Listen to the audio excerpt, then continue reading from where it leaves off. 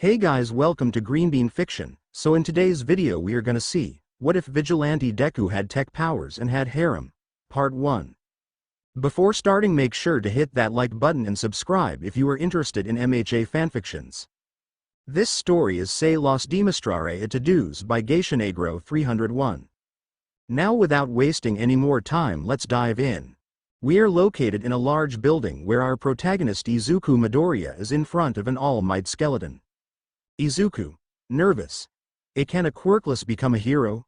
Unfortunately for Izuku, he received the worst news of all. Toshinori, serious, sorry kid, but a quirkless can't be a hero. It's okay to dream, but sometimes you have to wake up, so become a policeman or something else. Those words were very painful, no physical wound could compare to that. Little by little our protagonist would begin to remember the worst events of his life. Flashbacks. Doctor, cold. You should give up. Inko, crying, I'm sorry Izuku, I'm sorry, hugging Izuku.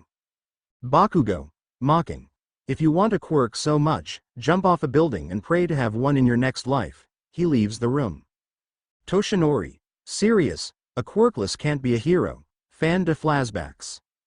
All those memories invaded Izuku's mind as he watched All Might about to go down the stairs. Izuku, sad. So Kachin was right all along. Toshinori, confundido, Kachin? Thinking stops his walk. Izuku, sad. Soy un inútil, un Deku. Clench your fists. Toshinori, surprised. What are you talking about, young man? He turns around to see Izuku. Izuku, nothing important. I'm just going to follow the advice of a friend. He went down the stairs, leaving a thoughtful All Might. Toshinori, worried. What are you planning to do, young man? Thinking.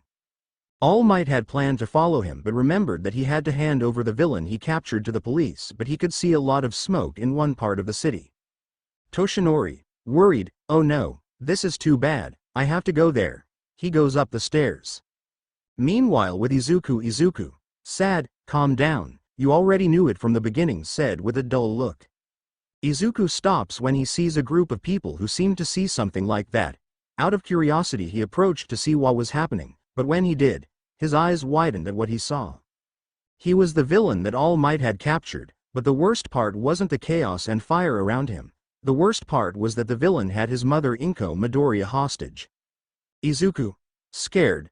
Mom. How did this happen? I thought All Might had captured him. How did he get away? Thought. You may wonder what your mother was doing there. Flashback. Inko was at home watching television when something came to her head. Inko, confused. How strange, Izuku should already be here, maybe he's with Katsuki. Inko, happy, in that case, I'll make him some katsudon as a surprise when I arrive. He would approach the kitchen to find the ingredients. After a few minutes of searching, he realized that he was missing most of the ingredients, so he decided to go shopping. Once all the ingredients are ready, Inko, happy, Izuku will be very happy with this. Unfortunately he didn't realize that on his way home he accidentally stepped on the bottle the villain was in, freeing him. Mud villain, crazy. I'm back, he smiles like a maniac. Inko, scared, dropped the ingredients and tried to escape from the villain, but it was too late when he began to suffocate her, and from there everything began to turn into chaos. Fin del flashback. Izuku turned to look at the heroes who were there, but they gave excuses like, I need at least 2 lanes to pass. My quirk is not the right one. He has a hostage, it is very dangerous to attack if he has one. Izuku, angry. Are you seriously not going to do something? He would clench his fists tightly as he had that thought. Without realizing it, his body moved on its own. All Might had arrived at the scene of the incident and could see Izuku running towards where the villain was. Toshinori, shocked. What are you doing? Thought hero, angry, boy stop. Do you want to die? Yelling. Izuku, scared and angry. Why did I do that? I don't have a plan. Thinking. The only plan he could come up with in such a short time was to throw his backpack at the villain's eye to distract him, so he executed his plan, which worked. Once the villain was distracted, he began to tear off all the mud possible to free his mother. Izuku, scared, Mom, just hold on a little longer. I screamed as I continued to desperately start. Slowly Inko would begin to open her eyes to see how her son tries to save her.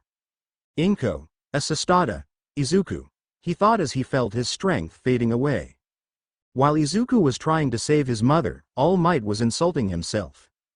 Toshinori, frustrated, pathetic, how can I be the symbol of peace if I can't even save those within my reach? He said as he slowly began to release steam and began to transform into his muscular form. Returning to Izuku, Inko began to turn very pale and had closed her eyes. Mud villain, angry, damn brat, I'm going to kill you. He launched one of his mud tentacles to hurt Izuku, but his attack was stopped by All Might saving Izuku. All Might. I really am pathetic, how can I be the symbol of peace if I can't save everyone? He said with his characteristic smile. All Might, determined. A hero must always overcome his limits, shout. All Might, determined, go further, plus ultra, yelling. After that All Might would launch his 100% attack on the mud villain, causing a powerful gust of wind so powerful that it was able to free Inko and cause a small rain to put out the fire that was around. All the civilians and heroes started praising All Might and praising him, but not everyone was happy. Izuku went to his mother to check her pulse, but there was nothing. Fromuku was in shock at this moment. And how could it not be? His mother had no pulse. Once he came out of shock, he took his mother's pulse again, wanting to deny at all costs that she had just died. But we all know the truth. Izuku, desperate, no, Noi would start crying too much. Izuku, desperate, mom, please don't leave me. I scream very loudly, drawing the attention of everyone around me. All Might, in shock, what? I'm late, thinking. Izuku, desperate, please you have to wake up. Crying while hugging his mother. The paramedics had arrived at the scene of the incident and could see Izuku hugging his mother, so they approached to check her, but seeing her condition they decided to put her in the ambulance while some heroes approached Izuku to scold him. Hero 1, angry, kid that was so stupid. Said. Hero 2, angry, why did you do that crazy thing? Said. Hero 1, angry, hey, are you even listening to me? The cry to Izuku. Izuku, cold, shut up. Whisper. Hero 1, annoyed, what did you say? Asked. Izuku, angry, shut up. You did nothing to save my mother and you tell me that it was stupid to try to save her. I screamed so loudly that it surprised everyone. Izuku, hate, it was all your fault, damn hypocrites. Shout.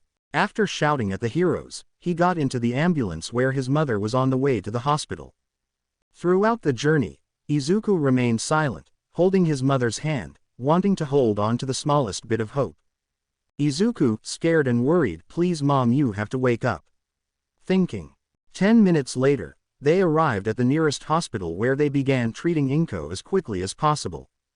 The paramedics told Izuku that he had to wait outside. He wanted to refuse, but he knew he had no other choice. An hour passed and he began to despair until one of the paramedics came out of the room where his mother was. Paramedic, concerned, Inko Midoriya's relative, asked. Izuku, hearing that, approached the paramedic. Izuku, worried, it's me, said. Paramedic, confused, what is your relationship with the patient? Asked. Izuku, serious, I'm his sensei. Paramedic, sad, I see, I'm afraid I have some bad news for the patient. We tried to remove the sludge from her lungs to give her a shock with the defibrillator to give her a pulse enough to wake her up. Unfortunately, things didn't go well and there's nothing we can do now. And Izuku, food. That news devastated Izuku greatly. His mother was really gone and there was nothing that could be done. Izuku, sad, can I go see her? I asked with a dull look. Paramedic, sad, go ahead, said. Our protagonist went to the room and then entered it even though he already knew what was on the other side, but he couldn't help feeling horrible. He could see his mother lying lifeless in the hospital bed and next to her a chair in which he went to sit to be close to her. Izuku, sad, hi mom, they already told me the news. He said with a blank look. Imagine you have your high school uniform. Izuku, sad, sorry mom, I'm late, I'm so sorry. He would start crying silently while watching his mother until he slowly fell asleep. In Izuku's dream, Izuku found himself in a completely black space and apparently he was alone. Or so he thought. Question mark, question mark, question mark, question mark. Surprise, Izuku asked. Izuku, in shock, it can't be, that voice. Whisper. Izuku, shocked, would slowly turn around to confirm his suspicions. Izuku, in shock, Mom, he said as he ran towards her to hug her, who accepted the hug. They both hugged each other for a few minutes until they decided to separate. Izuku. Mom, it's you, seriously forgive me for not being on time. He said, starting to start crying. Inko would begin wiping away his tears and then begin stroking Izuku's head to calm him down. Inko, calm, yeah, don't worry, everything will be okay, he said as he continued to reassure Izuku. Izuku, sad, but Mom, if you know that would be interrupted. Inko, calm, yes, I know I can't be with you anymore or see you grow, but I just want to tell you that I don't regret anything and I don't blame you for anything either. I lived a great life. I can get married and have you, he said with a smile. Those words moved Izuku, who began to shed tears again, but not out of sadness but out of joy knowing that his mother does not blame him for his death, nor does she regret that he was her son. Izuku, happy, thanks Mom, he said while wiping away his tears. Inko, happy, Izuku, I want you to promise me something, can you? Asked. Izuku, happy, of course Mom, but what should I promise? I asked with doubt. Inko, happy, I want you to promise that you will save as many people as possible to prevent them from losing their families like the hero you always wanted to be, can you promise me that please? Asked. When Izuku heard the word, hero, it left him with a bitter taste in his mouth. But he couldn't let his mother down after all. That was her last wish and he couldn't help but not help someone who needs it because it was a habit he developed a long time ago. Izuku, calm, I promise, Mom, he said to give his mother a smile. Inko, happy, thanks Izuku, live your life well, he said smiling and then began to fade away. Izuku, calmly, bye Mom, he said as he watched his mom fade away. End of the dream. Izuku would slowly begin to wake up and when he opened his eyes the first thing he did was look at his mother to give her a smile. Even though his entire conversion was a dream, he knew that deep down it was real. His intuition told him so he would keep his promise. After a few minutes he saw through the window that it was already night. Our protagonist gently held his deceased mother's hand while maintaining a calm gaze, waiting for a paramedic to arrive, until he heard someone's footsteps approaching the room and upon opening it, he could see Izuku, confused and surprised, Aunt Mitsuki. Uncle Masaru, what are you? He couldn't finish his third question because he was hugged by his uncles, Mitsuki Bakugo and Masaru Bakugo. They are the parents of Katsuki Bakugo, his childhood friend, and personal stalker. Izuku, surprised and a little nervous, why are you hugging me? Asked. Mitsuki and Masaru, sad, were so sorry Izuku. They said, letting a few tears fall as they continued to hug him. Izuku, upon understanding, simply let out a few tears as he began to reciprocate his uncle's hug. Izuku, sad, it's okay, don't worry, I'm fine now, she said wiping away her tears to start smiling a little. Izuku and his uncles ended their hug. Izuku, confused, wait, if they're here, that means. I thought while clenching my fists a little in annoyance. The reason, simple. It turns out that his personal stalker was leaning in the corner of the bedroom door watching everything in silence. Mitsuki. Katsuki, who doesn't have a boyfriend like Izuku, he said with a little bad temper. Bakugo reluctantly entered the room, completely approaching Izuku. Bakugo, angry, hello, Deku, he said the first thing in a dry manner and the last thing in mockery. Mitsuki was about to hit him and scold him but she couldn't when she heard Izuku give his answer. Izuku, Frio, hello Katsuki, he said in a dry manner. That surprised the older Bakugo. They never thought that Izuku, someone who was very shy and reserved, would speak that way to his childhood friend, and the most surprising thing was that he called him Katsuki instead of Kachin. Or well, that's what his uncles thought while the younger Bakugo. Bakugo, angry, damn Deku, where did he get the guts to talk to me like that?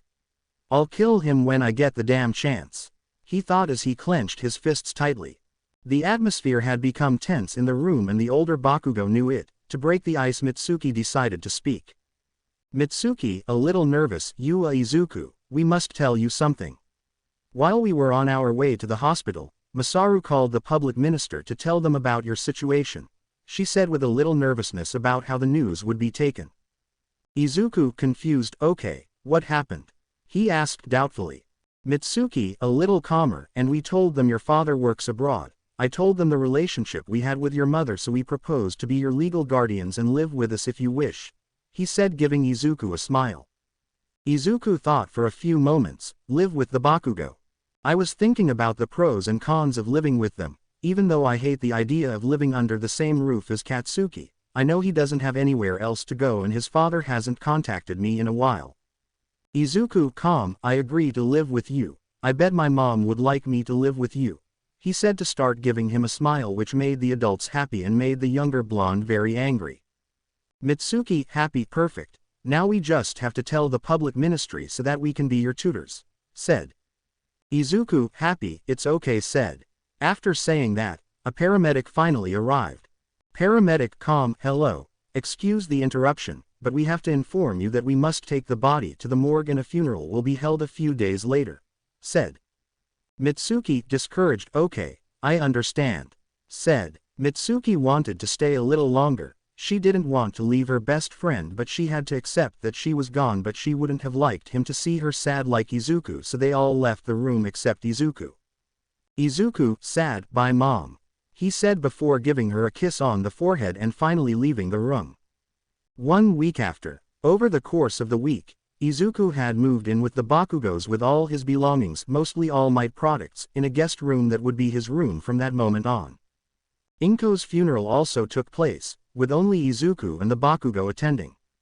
At the moment, it was night and Izuku was sitting at his desk looking out the window of his room at the full moon, thinking about one thing.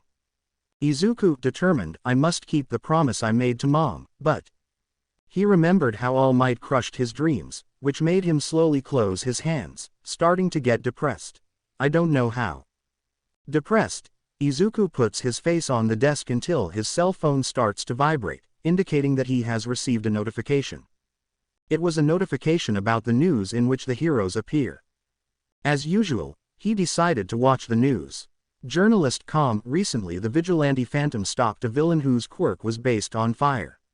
Witnesses claim that they are grateful to the vigilante and that they see him as a hero even though he is frowned upon by society. But what do you think? We'll come back with you. He couldn't finish because Izuku paused the video. Izuku had that in mind. Izuku, in shock. Vigilante. Whisper. Flashbacks. Toshinori, serious. Sorry kid, but a quirkless can't be a hero. Journalist, calmly. The witnesses say they are grateful to the security guard and see him as a hero even though he is frowned upon by society. End of flashbacks. Izuku, thoughtful. Maybe All Might is right that I can't be a hero, but he never said I couldn't be a vigilante. He thought with a smile and a look full of determination. Izuku, determined. Fine, I've decided, I'll be a vigilante. He thought with great determination, raising his fist upwards. Izuku, thoughtful. Although I think I should train my body, I don't think I can defeat villains in my current condition, he said, touching his left arm which was very weak. I also think I need inventions or artifacts to confront the villains since I don't have to rely solely on my physical strength. Izuku, calm. Tomorrow morning I will start my training. Little by little he falls asleep. The next day, you can see, read, and Izuku running on a beach until he stops tired and starts visualizing something, and that was Izuku, confused. Trash. I ask when I saw huge piles of garbage all over the beach. Izuku would have continued wondering why there was so much trash if he hadn't come up with 2 great ideas. Izuku, happy. This is perfect. I can clean the beach and the materials in perfect condition. I can create my inventions and artifacts to face the villains, he said with a smile as he continued to think deeply about all the possibilities that would start to mutter. Perhaps you can have a device that will help me increase my physical strength. You could have a device to easily capture the villains. He would continue muttering for 5 minutes until he finally woke up from his trance. Izuku, determined. All right, let's train, he said to begin his training of moving the garbage. I don't know why, but I felt it was necessary. Izuku would start his training every day in the afternoon. He would go to the beach to move the trash and collect materials in good condition for his inventions or artifacts. He also decided to go to a gym on the days he didn't go to the beach to improve his resistance and physical strength. 1 year later, at this time Izuku was already in 3rd grade. He had grown approximately 6 centimeters and his muscles had increased too much. And not only that, He also began to study robotics and a little bit of chemistry to create his inventions. He also sold his All Might merchandise to get better materials and the ones he already had that he found on the beach. He thought of many ideas, but unfortunately he never came to a conclusion about what he wanted to create. At the moment, it was a Saturday afternoon and you can see a pensive Izuku reading at his desk. Izuku, thoughtful, let's see. What can I do? Thinking while playing with a pencil until he stops and out of frustration hits his desk with some force. This caused some of his things to fall to the floor, but the most notable was one of his quirk notebooks open on a specific page. Izuku, a little annoyed, "Ah great, now I'll have to pick up the things I threw," he said as he began to put everything back in its place until he picked up the notebook. Izuku picked up the notebook and began to read the page. Page, All Might, quirk, description. His quirk seems to be a super strength, but I've noticed that he avoids the question of his quirk, so there isn't much information. Izuku spent his time thinking about the description when he remembered something. Izuku, thoughtful, wait. Now that I think about it, All Might seemed to have a power accumulation quirk or something similar, but she seemed very powerful for one person. He thought deeper into the possibilities until another memory came to mind and he began checking the internet for answers. Hours passed until nightfall and he still couldn't find anything he wanted, and he began to get desperate to the point of searching on unreliable websites. Izuku, disappointed, I didn't find what I thought I would. He was about to close the page until something caught his attention. Izuku, confundido, one for all, why all for one? I whisper with interest. Website, one for all. Description. One for all is a quirk that can be inherited through DNA. The more it is inherited, the more powerful it will become. It is said that there have been 7 users and the 8th current bearer of One for All is All Might, the symbol of peace. It is said that the origin of the quirk is a fusion of a transfer quirk and a power accumulation quirk. All for One. Description. All for One is a quirk capable of stealing quirks, storing them and using them as if they were your own. It is said that it was also the name of a villain who was defeated or killed at the hands of the symbol of peace All Might. Izuku was shocked by all the information he'd gathered. A quirk can be inherited. As All Might the 8th wielder. Was there a villain who could steal and store quirks? All those questions flooded his mind. Izuku was more interested in One for All, thinking he could create inventions that replicate the abilities of the previous wielders, so he continued searching for their quirks until it was 1 in the morning, but he managed to do it even though the website seemed like it could crash at any moment. Izuku, tired, yawned. Very well. I managed to find the names of the previous carriers except for the 2nd and 3rd, but I did find their quirks. Whisper.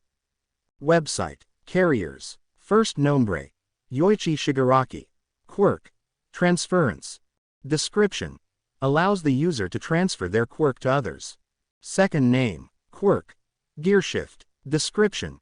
Gearshift allows the user to change the speed at which things accelerate through space and is even capable of changing speeds by ignoring the laws of inertia. Third name. Quirk. Fa Jin. Description. Fa Jin allows the user to temporarily accumulate a quantity of kinetic energy when repeating the same movement over and over again, to release it later. Fourth name. Hikage Shinomori. Quirk. Danger Sensor. Description. It allowed him to avoid disasters and dangers when they are very close or avoid attacks by letting his guard down, due to a warning from his subconscious. Fifth name. Daigoro Banjo. Quirk. Black Whip. Description. Black Whip allows its user to generate a kind of dark ropes from any part of his body, which adhere to objects and surfaces and can be manipulated in any way. Sixth name. Quirk. Smokescreen. Description. This quirk allows the user to generate large amounts of thick, dense smoke from their body. This serves as a way to obstruct the vision of opponents and take them by surprise. Seventh name. Nana Shimura. Quirk. Float. Description. When activated, allows the user to hover indefinitely and without any known limit. Eighth name. Toshinori Yagi. All Might. Quirk. Quirkless. Izuku, after finishing reading the last part, got upset. Was All Might quirkless? Did he know how he felt? Why did he destroy his dream of being a hero? But he decided to calm down before breaking something and also understands why he did it. Izuku, a little annoyed, well, apart from All Might and the first wielder, The quirks of the other users are interesting, but they will be very complicated to create, especially the quirks of the second and third. Whisper. Izuku, tired, I'll think about that later. I need to sleep, he whispered and then lay down on his bed and fell completely asleep. The next day, it was already dawn and Izuku was finishing writing in one of his notebooks the information he remembered about the carriers of One for All. Izuku, calm, okay. Now that I have the information about the quirks, I must think carefully about how I am going to unite them with my invention, she said in his mind to start thinking. Our protagonist was brainstorming and making small sketches or plans until he came up with the idea of creating 3 inventions that he liked, making him smile. 3 hours later, Izuku finished drawing the plans. The first plan consisted of a glove capable of shooting with a compartment located on the top of the fingers, a concentrated black substance that works like a resistant rope or whip with a range of 50 meters. It also has a circle in the palm of the hands with small holes designed to expel dense smoke, and unfortunately he has not been able to discover how to recreate the accumulation of power in the gauntlets, but he has the theory that he needs something with more power to contain or make the power flow. Imagine it is black and the tips of the fingers are dark green, and also the characteristics I mentioned before. The second shot was about black boots with powerful mini turbines on the soles of the boots to give them the ability to float, but it didn't figure out how to recreate the FA Jin or the gearshift.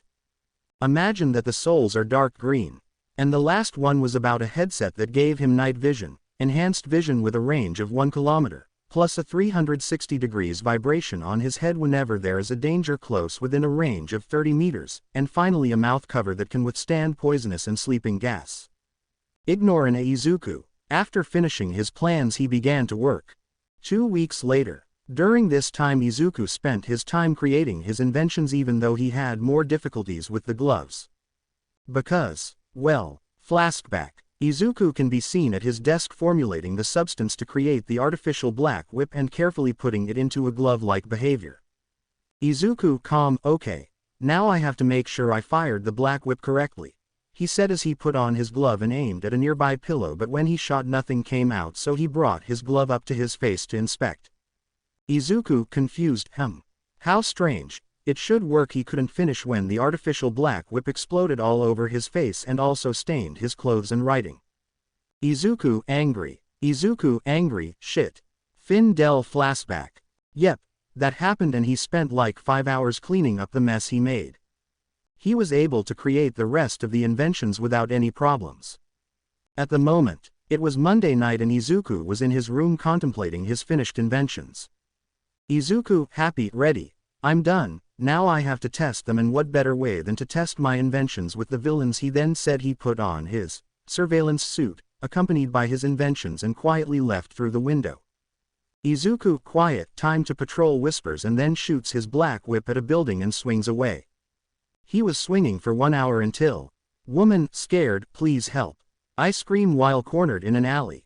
Villain, madness, come on. No one is going to listen to you. Just relax and have fun. He smiled disgustingly and then approached the woman to subdue her and began to take off her clothes. He would have continued taking off the woman's clothes if it weren't for the villain being thrown into a wall by a kick from Izuku and then standing in front of the woman to protect her. Izuku, angry, stay away from her, you damn pervert, he said with disgust. Have to be careful, I don't know what kind of quirk he has. He thought that last thing.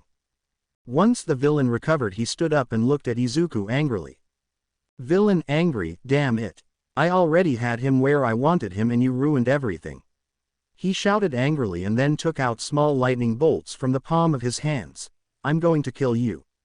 Izuku, serious, so he has an electricity quirk. It doesn't look very powerful, but it's still dangerous, so I'll have to finish him off quickly before it becomes a bigger problem, he thought, looking at the villain.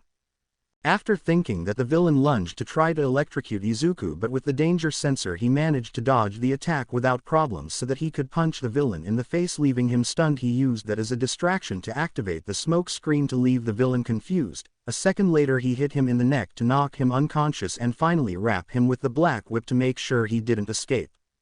Once Izuku finished with the villain, he turned to see the woman who was already wearing the clothes that the villain had taken from her. But when she saw Izuku, she was scared by his appearance. The woman closed her eyes out of fear, but nothing happened, so she opened her eyes, but there was no one else there, just the unconscious villain. She saw a small note stuck to the villain and it said, "Use. Please call the police. Firm. Kurai Atami." Once the woman finished reading the note, she paid attention to it, and 30 minutes later the police arrived and explained in detail what happened.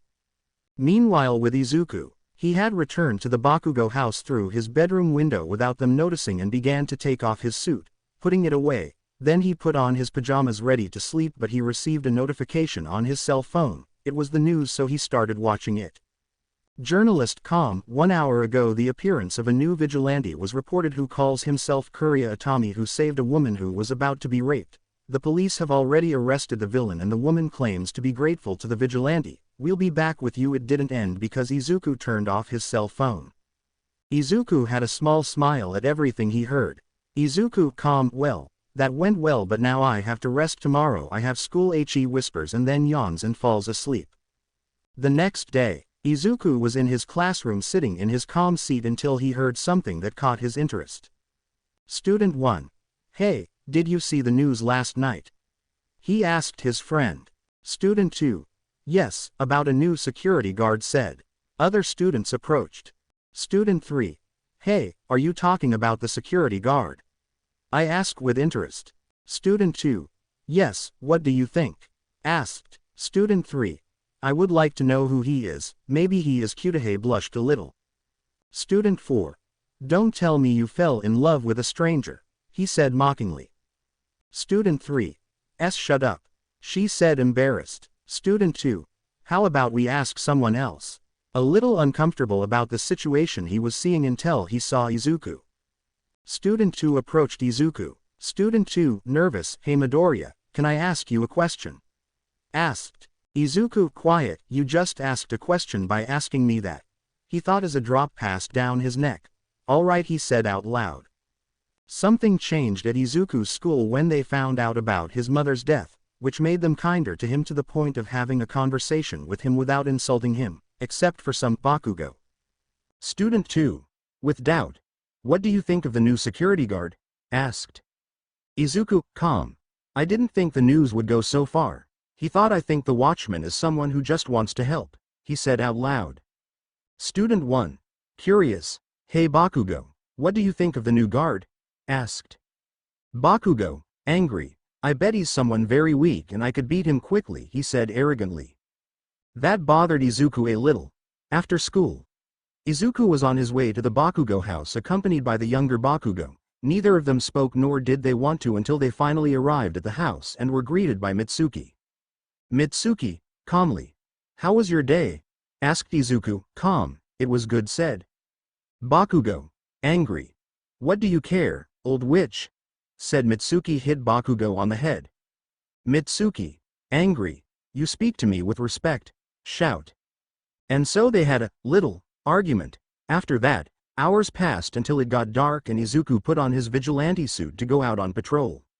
He was patrolling, defeating villains, saving people for 3 hours, and was on top of a building about to return to the house, but his danger sensor was activated, so he had to dodge some bandages.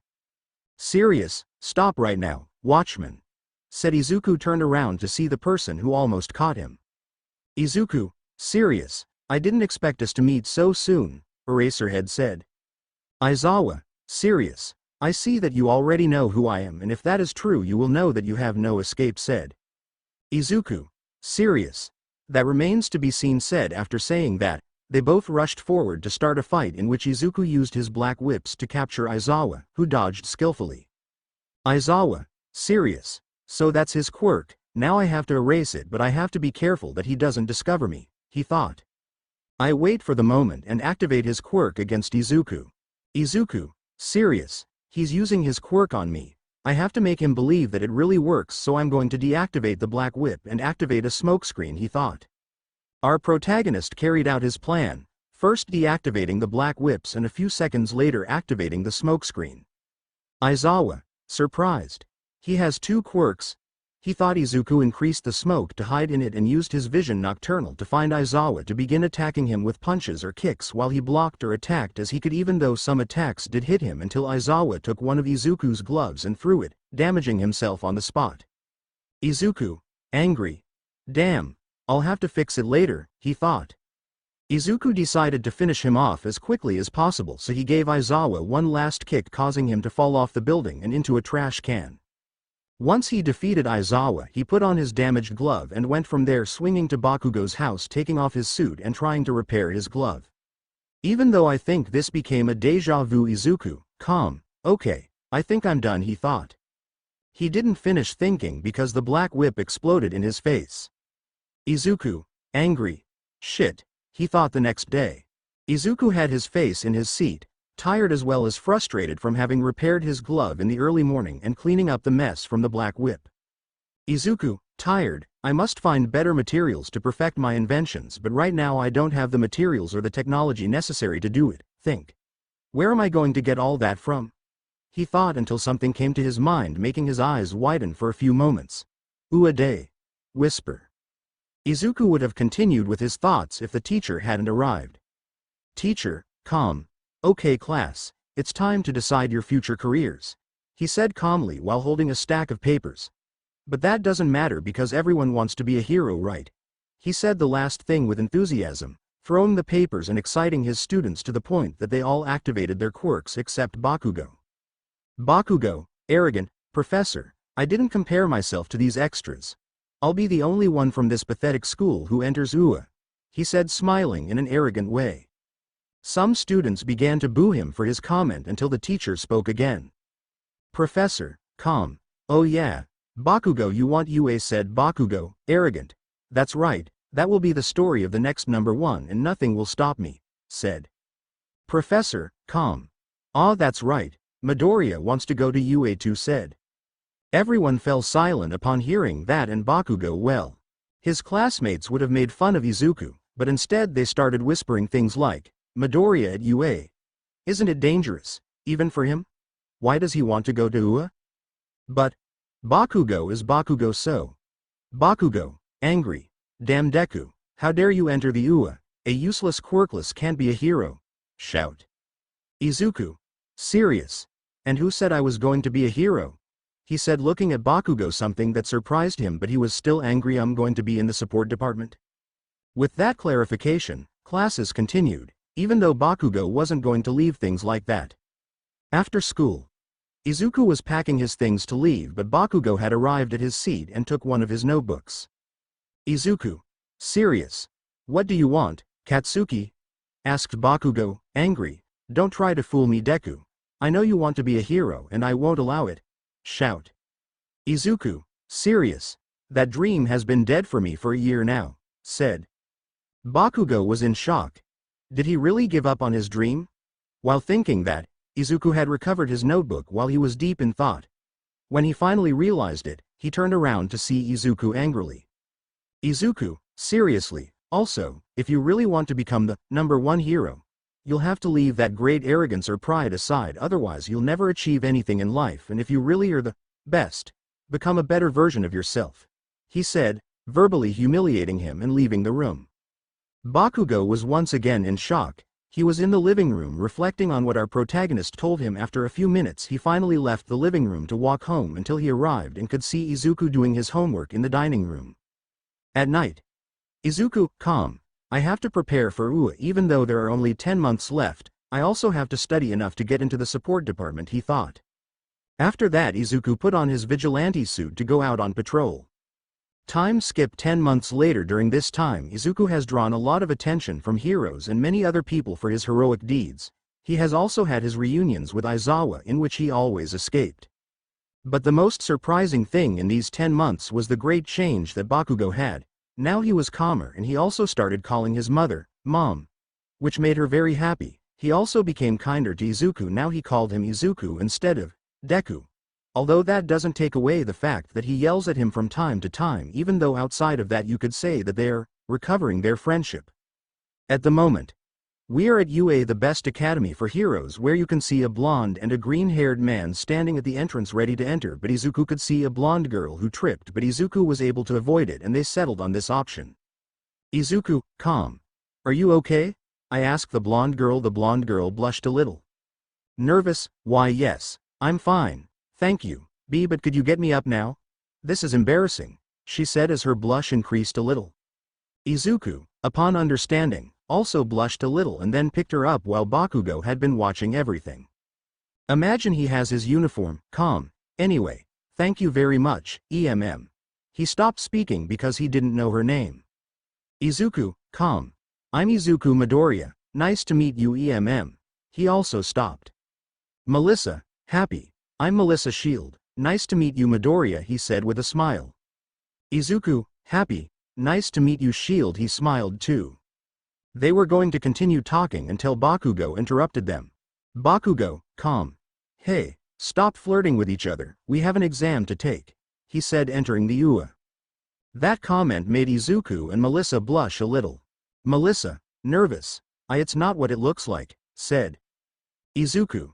A little angry, shut up Katsuki, said after that they both went inside and continued talking during the trip. Izuku, calm. Sorry about what happened a while ago Shield, sometimes Katsuki can be annoying said it was also more annoying 10 months ago, he thought the last thing.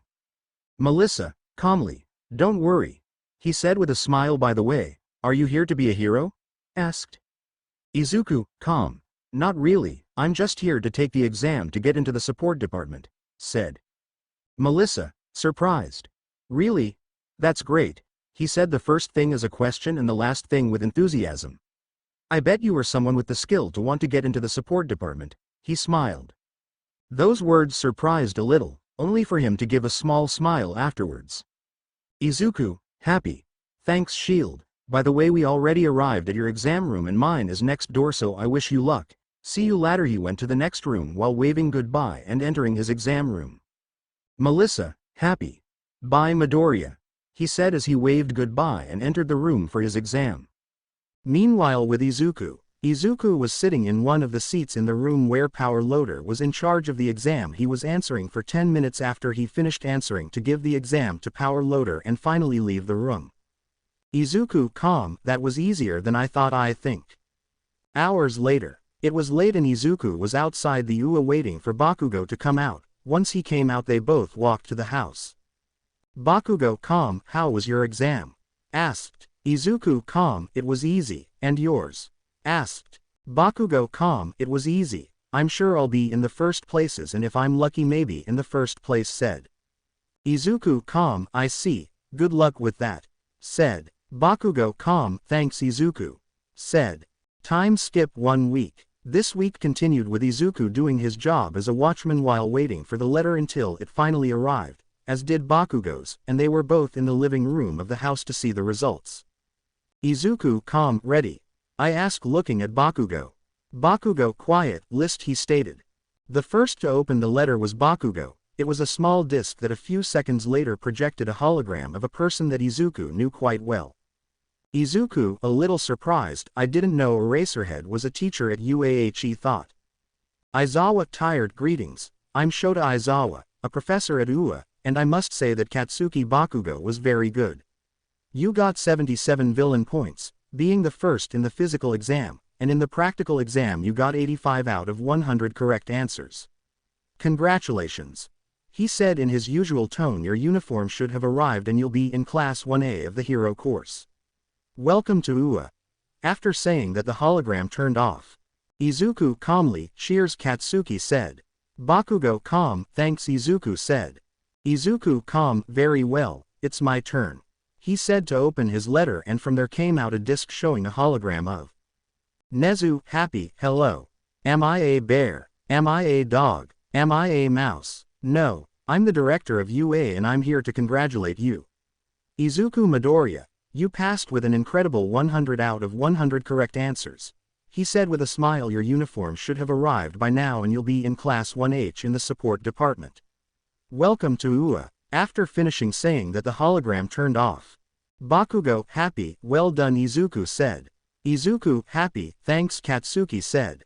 After that, they both gave the news to the older Bakugo, which made them happy and they had a small celebration.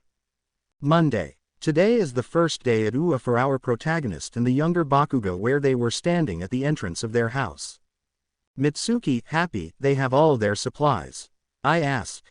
Izuku and Bakugo quietly, yeah they said at the same time.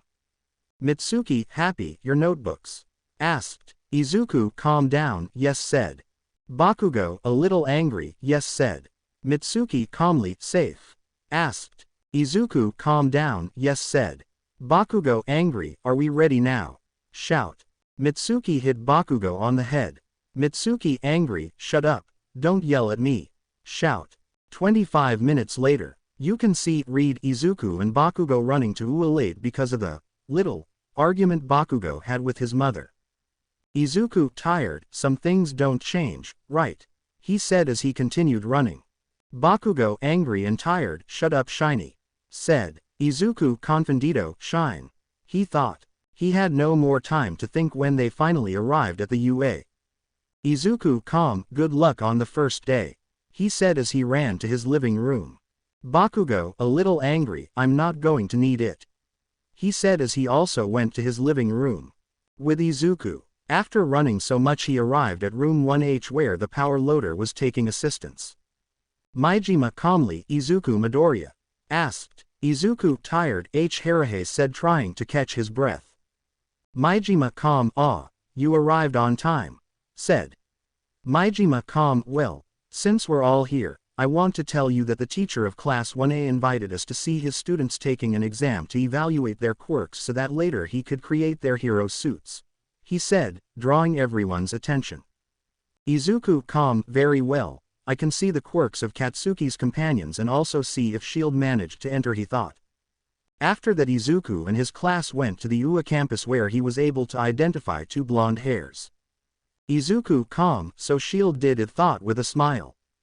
Aizawa tired, okay kids, invite class 1H from the support department so they can see their quirks in this exam and create their hero costumes. He said in his usual tone and pointing to class 1 hand one last thing, the last place will be expelled for lack of potential. Class 1A turned pale at the latest news, although some turned around to see class 1H who just waved. Melissa could see a head of green hair so she walked over to say hello. Melissa, happy, hi Midoriya. I knew you'd pass the exam. He smiled. Izuku, happy, thanks S.H.I.E.L.D. I also knew you would achieve it. By the way I forgot to ask you, what is your quirk? He said the first thing happily and the last thing as a question. Melissa, nervous, Well my key he couldn't finish because Aizawa started talking.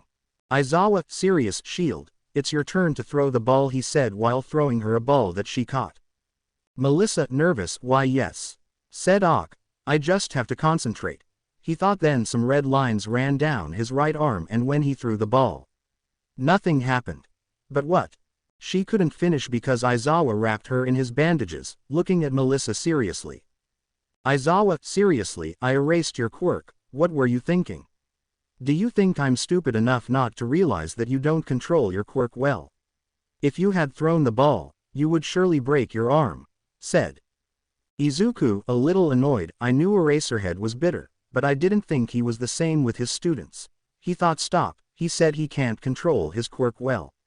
How is that possible? After having it since he was 4, he still has problems. He thought. Izuku was going to continue with his thoughts but he saw Melissa throw the ball that caused a powerful current of air which impressed the 2 classes but one was in shock and that was Izuku. Izuku, in shock, that power. That strength. There is no doubt that she is the 9th cover of One for All for the first time you did something good All Might He thought. Melissa, in pain, Professor. I can still move, he said with a smile to close his hand showing that he only had one purple finger. Aizawa, surprised, this girl. He thought with a strange smile. The rest of the tests happened the same as in the anime but just imagine that Melissa is Izuku. Aizawa tired, okay, kids, this is the list of students. List. 1 Momo Yaoyorozu. 2 Shoto Todoroki. 3. Katsuki Bakugo. 4 Tenya's Feast. 5. Fumikage Tokiyami. 6 Mezu Shoji. 7 Mashirao Ojiro. 8 Eijiro Kirishima. 9 Mina Ishido. 10 Ochako Uraraka. 11 Koji Koda. 12 Rikido Sato. 13th month of the year. 14 Yuga Aoyama. 15 Honta Siro. 16 Electricity. 17 Kyoka Juro. 18 Toru Hagakuri. 19 Minoru Mineta. 20 Melissa S.H.I.E.L.D. Melissa was paralyzed and wanted to cry, but Aizawa tired, the expulsion was a joke, it was just an excuse for you to give your best. You can go to the classroom and thank you class 1H for coming, he said and then left. After Aizawa left, Izuku approached Melissa, who was barely recovering from the joke. Izuku calm, hey Shield, can you tell me what your quirk is? I'll need that information so the support department can make your suit, he said making her nervous. Melissa nervous, well, my quirk is one of super strength but I haven't been able to control it to avoid breaking my bones in the process, said. Izuku knew she was lying but decided to play along. Izuku calm, I see, although what I saw seemed more like a quirk accumulation of power he said making her more nervouso. I'll give you a piece of advice, don't use all your power in just one part of your body, let the energy flow through your whole body and try to visualize a percentage that you can control, said. That shocked Melissa, how could she not have thought of that before? Once she came out of shock, she gave our protagonist a big smile and hugged him, surprising him in the act. Melissa, happy, thank you very much Midoriya said. Paniku, a little nervous, why you're welcome he said. A while later everyone had gone to their classrooms but no one had realized that someone had been watching everything up to Izuku's conversation with Melissa. Question mark question mark question mark question mark. In shock as it thought. After what happened on our protagonist's first day of school, his school days continued as normal. During the day he was studying, and at night he was vigilant. Furthermore, you could say he made a new friend. How did it happen? Flashback. Izuku was walking to the support shop. Izuku calm, I must create a new suit without anyone noticing that materials are missing or justify why I take materials if they will describe it to me. With this technology as tools at my disposal I will be able to discover how to include the FA Jin, the gear shift and the accumulation of power to my new suit thought and then opened the workshop door. When he opened the door he was greeted with an explosion that hit him full on, knocking Izuku to the floor. Izuku pained, where is the danger sensor when you need it? He thought in pain. Maijima angry, coughing seriously. I've been telling you this for so many times since day one. Just because you have an idea doesn't mean you're going to go out and build it, Hatsume. Shout. And you might wonder how Izuku reacted. Well, he had been crushed by the breasts of Hatsume, one of his colleagues from the support department. Izuku angry, hey. Get out of the way. I scream with a small blush as I get up. Hatsume happy, sorry. One of my babies came out wrong, but I'll fix it later, he said without caring what happened before. Izuku confused babies. Asked. Hatsume happy, that's my great invention said. Izuku confused okay. Said and what kind of babies do you make? I asked with some interest since I could help him with his suit. Hatsume happy, I'm glad you asked, let's see my babies in action. He said, then took him by the arm and dragged him to the workshop. He was there for the rest of the day while Hatsume showed him his babies, most of which exploded, but Izuku gave him suggestions for improvements and after that they had a long conversation about inventions, which is where you could say their friendship began. Findel flashback. Today was a Tuesday and at this moment Izuku was in his classroom doing an activity until Power Loader spoke to him. Maijima calm, Midoriya, there is someone outside who wants to see you. You have my permission to leave the classroom. Go to the office that is up the stairs and to the right, said. Confused, Izuku had no choice but to listen and followed his teacher's instructions on his way to the office. While walking, he had a million questions like, why did they call him to that office? Did they find out so soon? Did he do something wrong? He couldn't keep thinking about why he had already reached his destination, so he decided to knock on the door only to hear a, come in, on the other side. Once Izuku entered the office, he already wanted to leave. Of all the possibilities, the possibility of running into the person he least wanted to see in the world never crossed his mind. Izuku, a little annoyed, what do you want All Might? I asked as I closed the door and sat on the couch looking at All Might in his skeletal form. Toshinori, nervous, I wanted to apologize. He was interrupted by Izuku. Izuku, annoyed, apologize. Why? For shattering my dreams. For not being able to save my mom in time. Do you really think apologizing will bring my mom back? I asked looking at him. Toshinori, sad, I want to apologize for everything that happened to you, young man. I know that saying, I'm sorry, won't bring your mother back, but let her know that I feel truly sorry as a hero and symbol of peace. He said looking at the floor. Before Izuku could answer, he could see his mother standing next to All Might, looking at Izuku with concern. Seeing this, Izuku realized something. Will he really still hold a grudge against All Might for not arriving on time? He's still human, and besides, would his mother have wanted that? Izuku could see how the image of his mother faded and only All Might remained. After a few seconds Izuku sighed and said. Izuku, calm, fine. I accept your apology, but I only do it because I know my mother wouldn't have liked me to hold a grudge against her, and that was all. I'm leaving. He said before leaving the room and closing the door. After class, Izuku can be seen with a plan for his new vigilante suit, and he was able to add new tools thanks to Hatsume's help, although it was still in the planning phase. Izuku, calm, okay. Now I just need the materials to create these inventions. I must thank Hatsume very much. Then I still had to lie to him to help me with the plans for the new tools that I'm going to add to the suit, thought. Izuku started creating his surveillance suit and was like that for 3 hours until he decided he would continue building it tomorrow, so he hid it as best he could. He finally left the UA and arrived at the Bakugo, where the younger Bakugo was already watching television until he noticed Izuku's presence. Bakugo, a little annoyed, hey, where were you? I was waiting for you at the entrance for 30 minutes. Said. Izuku, calm, sorry, they left me extra work at the workshop, he lied. Bakugo, a little annoyed, I don't care, he said. At night he went out in his vigilante costume, began to defeat villains and save people. But one conversation caught his attention. Villain 1, serious, hey, I heard a group of villains are going to attack the USJ this Friday, he said to his partner in surprise. Villain 2, surprised, the USJ. Are you crazy? Asked. Villain 1, serious, shut up, they might hear you. They also told me they had a weapon to kill All Might, so there's nothing to worry about, he said and then smiled madly. Villain 2, a little serious, oh I see, he said as he began to smile the same way as his partner. Izuku, surprised, are they going to attack the USJ? I must finish my new suit as soon as possible, he thought. After that, he took charge of knocking out the 2 villains while the police were on their way to take them away, and decided to return to the Bakugo house earlier to prepare for what was going to happen on Friday. The next day, Wednesday, Izuku was in his living room thinking about all the possibilities that there would be in the attack on the USJ, as well as how to finish his new suit as quickly as possible.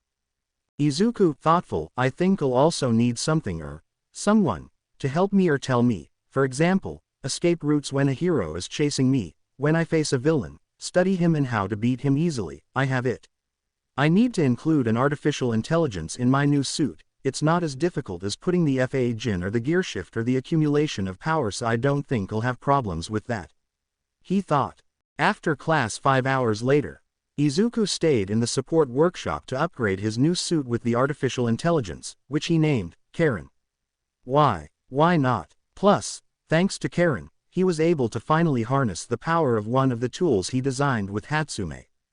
Izuku, calm, now I just have to add the FA Jin and the gear shift, but I'll have to do it tomorrow, he thought as he packed his suit and left the workshop as well as the UA on the way home. Bakugo. A few moments later, he arrived at the Bakugo house, where he was greeted by a completely angry Bakugo. Bakugo, angry, damn you, you left me waiting like an idiot again. I scream when I see Izuku. Mitsuki, angry, shut up, don't yell in the house. I shout from the kitchen preparing dinner. After the discussion, some things never change, right? And dinner, Izuku put on his vigilante suit and climbed out the window swinging with the black whip. Izuku, thoughtful, if I stop all the villains I can. The person or people who are gathering villains for Friday's attack might not have enough villains, and that won't work. I have to have my new suit ready before Friday. The only problem is that I don't know what class is going to go to USJ, nor do I know the time it will take place, he thought as he continued swinging. Izuku was on top of a building when a danger sensor was activated, so he had to dodge an attack, although he could only feel a huge current of air that sent him flying for a few moments and then activate his propulsion boots to stay floating. Izuku, angry, shit, he thought, but was interrupted by his attacker.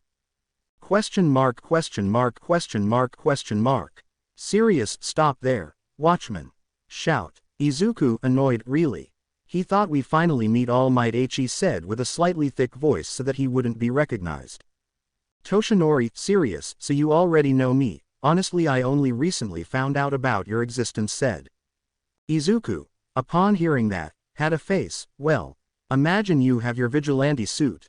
I think I understand why he has that face. After all, how could the #1 hero not know who he is if he's been a vigilante for almost a year? Well, flashback. You can see an All Might in shock. Had he arrived late? He was going to say something, but he heard a very angry Izuku yelling at two heroes and then getting into an ambulance and leaving. He had planned to follow him to apologize, but the reporters wouldn't let him. He stood there for a while until finally everyone left, and so did he as he walked in his skeletal form. Toshinori, sad, I was wrong about that young man when I saw him jump into danger even though he could die. I could see that spark of heroism. He thought as something or someone came to his mind. Little flashback. Izuku, nervous, see, can a quirkless become a hero? Asked. End of the little flashback. Toshinori, thoughtful, a quirkless. He thought. He would have continued thinking if it weren't for one person who came to his mind. Toshinori, happy, I must go to Island as soon as possible and pay a surprise visit to Melissa and David. After a while, after All Might was on Island, where he revealed to Melissa his true form as well as one for all, choosing her as his advisor, where he was training her during all this time until before entering the UA. Findel flashback. That brings us to the present day, where a few days ago he learned of the existence of the vigilante as well as his quirks. Toshinori, serious, I have to know if he is allied with All for One. From what I heard, he has a maximum of 4 quirks, he thought. Toshinori, serious, you'd better come with me, by fair means or foul, said Paniku, serious, I'm sorry but I have better things to do. Dohei said to activate the smoke screen. I know I don't stand a chance against him, even with his wound he's still strong, so I have no choice but to escape. He thought. All Might was in shock at the quirk he was seeing. Toshinori, in shock, that's the 6th quirk. He thought once he came out of shock you won't escape. Shout. After shouting that, he gave another powerful attack that caused another current of air strong enough to remove all the smoke that Izuku had generated. Izuku, annoyed, damn, I have to lose sight of him before he calls for reinforcements. He thought as he deactivates the smoke screen and proceeds to jump off the building to activate the black whip while floating to gain more speed. All Might, seeing that, got angry, so he took a big leap to catch up with him. Izuku already knew about that, so he decided to activate the smoke screen again to distract him and use his night vision to sneak away while All Might continued searching for him in the smoke but realized it was late and he was gone. Meanwhile with Izuku, he was just arriving at the Bakugo house, more tired than usual from losing sight of All Might. Izuku, tired, sigh, okay. I definitely need the new suit. After saying that, he put away his suit and threw himself tiredly onto the bed, only to fall completely asleep seconds later. Time skip Friday. What our protagonist has been doing these past 2 days was finishing his new suit, where he was finally able to implement the FA Jin, the gear shift, as well as Hatsume's, babies, and he was also able to improve the range of the black whip, the danger sensor, as well as the duration of his float. The bad thing is that in these 2 days we also found All Might, and not only that, I noticed that there were fewer villains. He was currently in his classroom, somewhat desperate. Why? He never found out what class he was going to attend at USJ, nor did he know the time. Although for good or bad luck, he saw a Bakugo Tenya Iida teammate running in search of help. Iida, panic, teachers. Help. USJ was invaded by villains.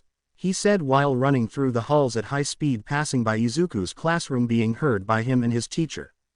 Izuku, in shock, damn. It's already started. He thought, Professor Power Loader, I remembered I was going to help Hatsume create a new baby. Can I come to the workshop? He lied.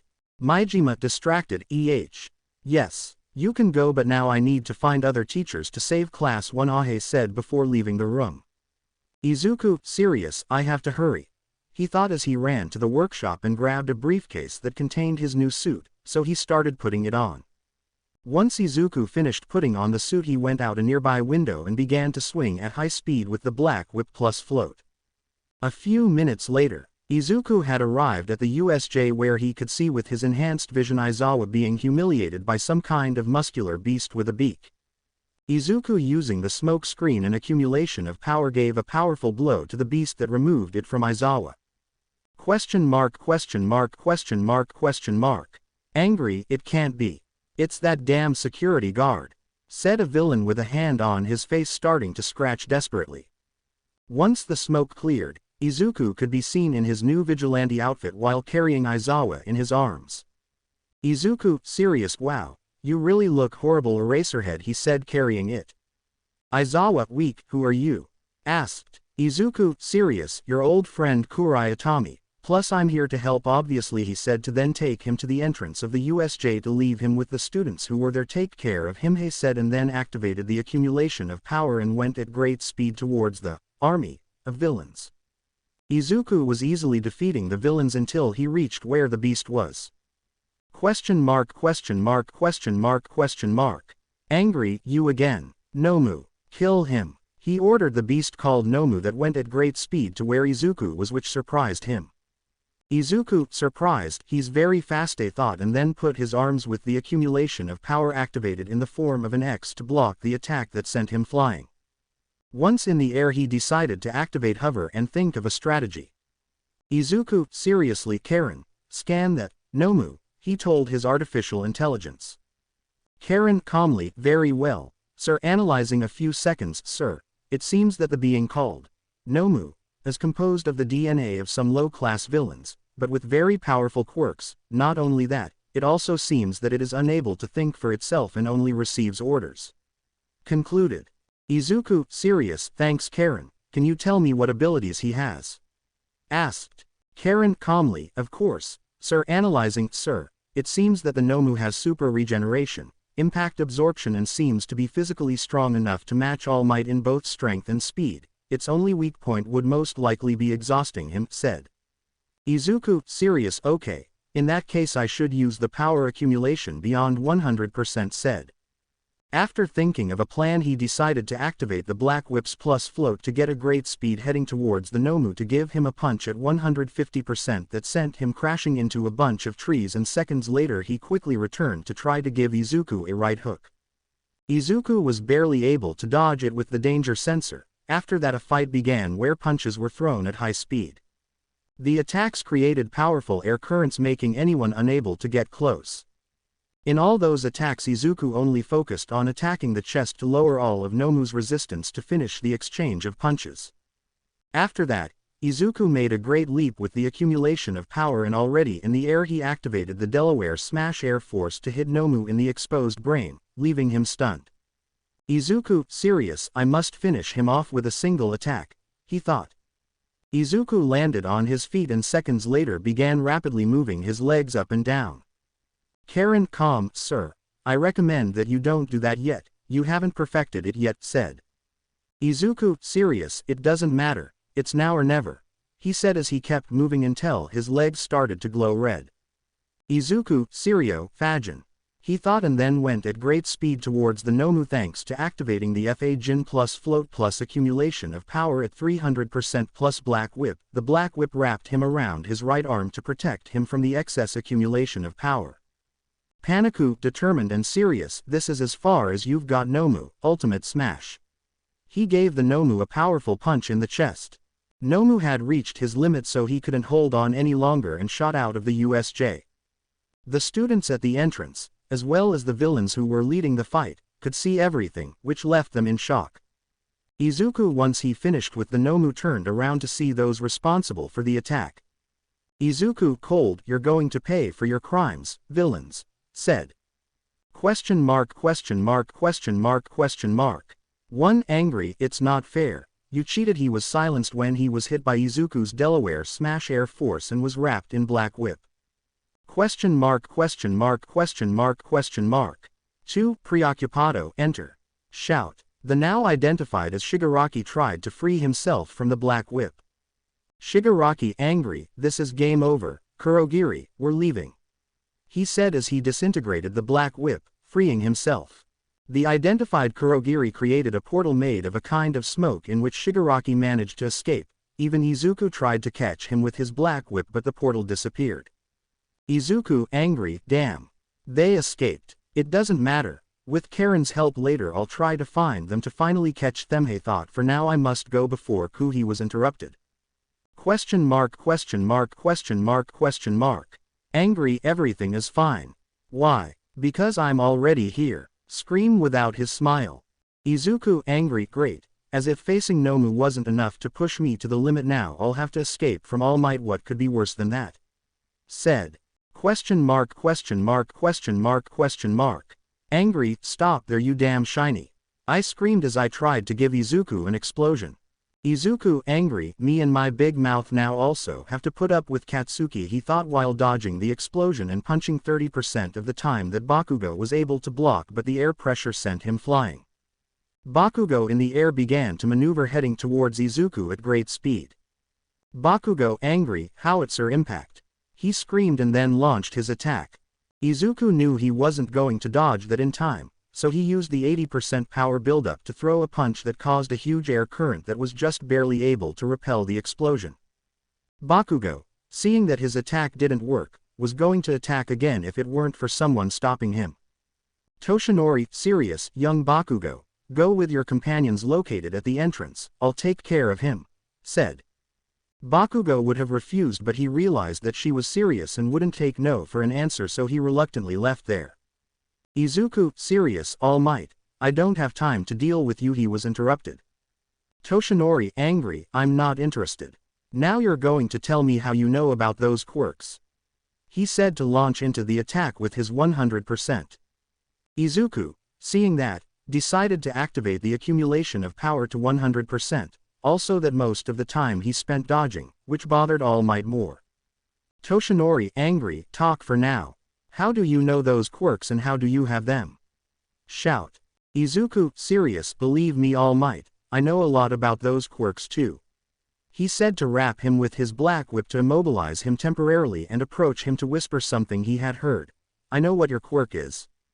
That left All Might in shock, but before he could ask, Izuku punched him at 60% in his wound, making him spit blood and grimace in pain. Izuku, serious, I'm not really proud of myself, attacking him in his weak spot, as well as telling him that I know what his quirk is, but it was the only way to distract him so he could escape. He said to start moving up and down consecutively his legs until they glowed red. I activate the FA Jin plus power accumulation plus float to finally leave the USJ at high speed. What neither of them realized was that a blonde girl had heard everything and was in shock. A few minutes after Izuku escaped, the teachers with Tenya Iida had arrived to take care of the remaining villains. They also noticed some out-of-combat villains wrapped in black whips. Meanwhile with Izuku, he was already in the support workshop, packing his suit into his backpack and then going to his living room as if nothing had happened. Hours later, news broke that the USJ was attacked by villains and everyone left early. Izuku went looking for Bakugo until he found him. Izuku, worried, Katsuki, are you okay? I asked looking at him. Bakugo, a little annoyed, yeah, I'm just upset about something, said. Izuku, calm, what happened? I asked even though he already knew. Bakugo, annoyed, we were attacked by some villains, then the vigilante appeared and took care of a beaked beast, but what bothers me the most is that I couldn't even fight that vigilante. He said while clenching his teeth tightly. Izuku, calm, I see, it's a pity, said now that I think about it, I didn't see Shield at the USJ. He thought that last thing. Izuku, curious, hey Katsuki, how is Shield? Is she okay? I asked looking at Bakugo. Bakugo, serious, if you mean your blonde girlfriend, she's fine, he said the first thing mockingly and the last thing calmly. Izuku blushed a little at the first comment and then looked angrily at Bakugo. Izuku, angry, shut up Katsuki. She's not my girlfriend, he said slightly blushing. After that they went home even though Bakugo kept bothering Izuku with it. The UA gave 2 weeks of rest in which Izuku was more active as a vigilante with his new suit attracting more attention as well as his new quirks. Meanwhile in a bar, you can see Reed Shigaraki scratching his neck hard. Shigaraki, angry, it's not fair, master. That damn security guard, CHEATED, screamed as I continued scratching. Question mark question mark question mark question mark. Serious, calm down Shigaraki and tell me exactly what happened, said Shigaraki, a little annoyed. Yes master, everything was going according to plan. Nomu was about to kill Eraserhead, but the damn vigilante arrived and saved him. Not only that, but he showed more quirks than they had said. Question mark question mark question mark question mark. Interested, and what were those quirks? Asked Shigaraki. Serious, a super strength quirk that could match All Might. He could make smoke. When he moved his legs a red energy appeared that made him move faster. Black ropes. He could float in the air, and finally it seemed like he knew where the Nomu was going to attack. Also when he gave the last blow to the Nomu he said, "Smash," said. All this information seemed impressive and interesting to his teacher. Question mark question mark question mark question mark. Calm, okay, thanks for the info Shigaraki. He said to turn off. In an abandoned warehouse. Question mark question mark question mark question mark. Madness, how interesting you became a vigilante. It seems that I will have to kill you just like All Might, he said while smiling in a macabre way. Time skipped 2 weeks. The students had returned to their normal classes, and they were also informed that the sports festival was approaching. Meanwhile with Class 1A, a group of students were blocking the passage of Class 1A. Melissa, a little nervous, what is everyone doing here? Asked Bakugo. Serious, they're spying on the competition. Move now, he said as he walked away, ignoring everyone until an arm wrapped around his neck. Izuku, calm, typical of Katsuki, he said with a mocking smile. Katsuki, a little annoyed, let me go, he said as he freed himself from him. Izuku just watched Katsuki leave. He was about to do it for some reason when he heard someone say his name. Melissa, happy, hello Midoriya, he said with a smile approaching Izuku. Izuku, calm, hello Shield, are you excited for the sports festival? Asked Melissa, happy, of course. I want to see you in action using your quirk, he said, making Izuku stay silent. Izuku, a little nervous, about that, we can go somewhere else, he said for them to go to a more private place without realizing that a muscular blonde saw them, so he decided to follow them. Melissa, curious, and what did you want to tell me about your quirk? Asked Izuku, a little nervous, about that, the thing is, I'm quirkless, he said looking at the floor out of fear. Melissa was in shock for a few seconds until finally. Melissa, a little nervous, you have nothing to be ashamed of. I used to be quirkless too, but I woke up late to my quirk, said. Hey, did you want to be a hero even though you didn't have a quirk? Asked Izuku, less nervous, yes. To tell the truth, I wanted to be a hero almost all my life, but about a year ago I gave up on that dream, he said with a melancholic look. Melissa, nervous, can I? It was interrupted. Toshinori, happy, young Shield, shall we eat? He said in his muscular form, showing his food. Izuku made a small face of annoyance when he saw All Might, who noticed it himself, but Melissa didn't. Melissa, confused, oh. Yeah, that's okay, all right. Sorry, Izuku. We'll talk later. Izuku, calm, okay. See you later, he said as he also left the place. Meanwhile with Melissa, this was in the break room with All Might in his true form. Melissa, confused, Uncle Might, why did you call me? She asked, confused.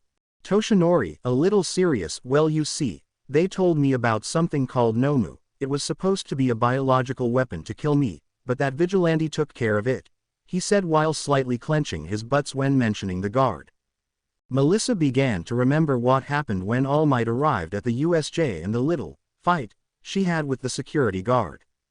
Toshinori, serious, those quirks he showed in the USJ were the quirks of the previous holders of One for All, and he also knows about its existence, and not only that, but he also knows about my injury, he said, leaving Melissa in shock. Melissa, nervous, how is that possible? Asked Toshinori, serious, I have no idea, but when he attacked me with that force it reminded me of One for All, and because of that attack he reduced my time from 3 hours to 2 hours and 30 minutes, said. Melissa was trying to process all the information she received in such a short time. Toshinori, calmer, by the way, I saw you were talking to young Midoriya, said. Melissa, a little surprised, huh? How do you know her last name? Asked. Toshinori, a little nervous, let's just say we already knew each other before entering UA, said. That surprised Melissa even more. Why didn't Izuku tell her? Or why didn't All Might tell her? Melissa, curious, so, how did you meet? Asked. After that question, All Might began to tell Melissa the day he met Izuku, from how he saved him to when he left in an ambulance with his dead mother. Toshinori said, after that, I tried to find him to apologize but I couldn't, and on the first day I saw you talking to him, I realized that he was at Ua. Days later I apologized to him. At first he seemed not to want to accept my apology, but he told me that his mother would not have liked to hold a grudge against me, so he decided to accept my apology, he said, looking at the floor. Melissa was crying silently this whole time, and she felt a little upset with All Might, but once she told the last part, she calmed down. Why? They just told her the reason why her friend gave up on his dream. Not only that, but he also lost his mother on the same day. Melissa, once calmed down, wiped her tears. Melissa, a little calmer, okay, thanks for telling me, Uncle Might, although I would have liked to be there to support him, said. Toshinori, a little calmer, yes, I also noticed that you improved your use of One for All without getting hurt. How did you do it? Asked. Melissa, calm, the truth is that it was with Midoriya's help. He advised me on how to use it correctly, and from there I began to better control One for All, said. Toshinori, surprised, I see. Hey Melissa, I mean, the sports festival is coming up. I want you to prepare as best you can to tell everyone I'm here. He said, the first thing surprised and the rest serious. She was surprised at this but nodded with a look of determination. Melissa, determination, yes. Said. Time skip. Sports festival.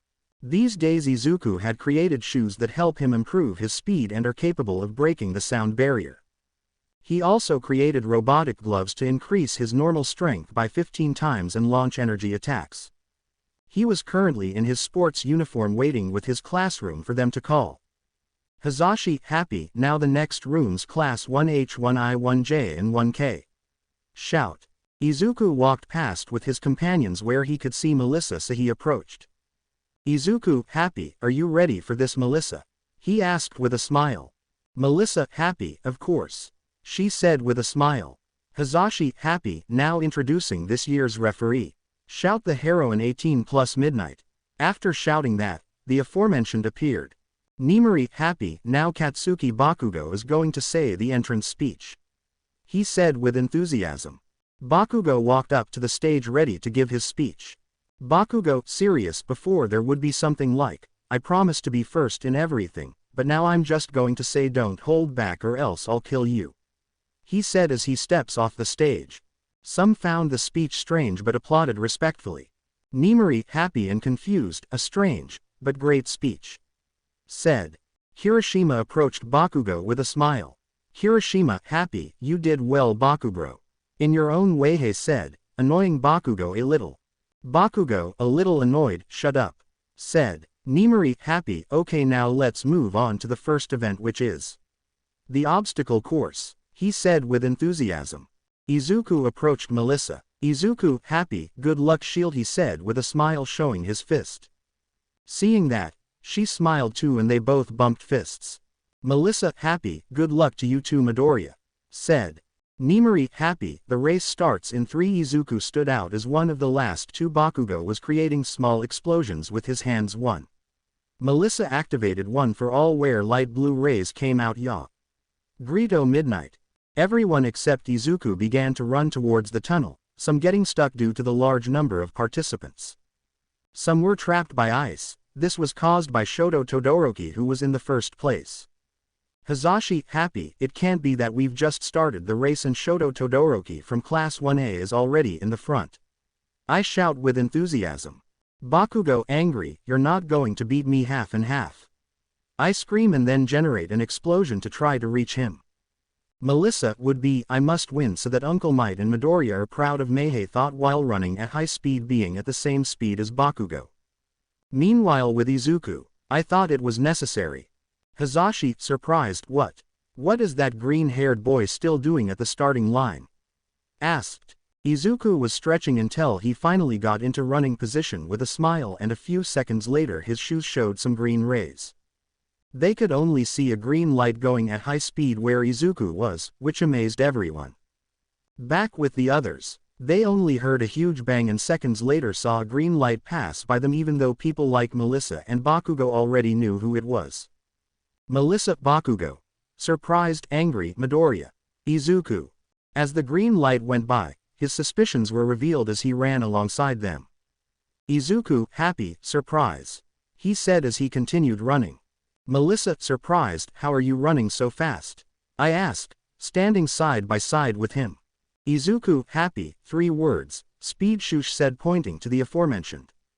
Melissa, happy, that's amazing. He said with a big smile as he continued running. Izuku, calm, well, talk later. He said to become a green light again, surpassing Melissa, Bakugo and Todoroki, angry at these last 2.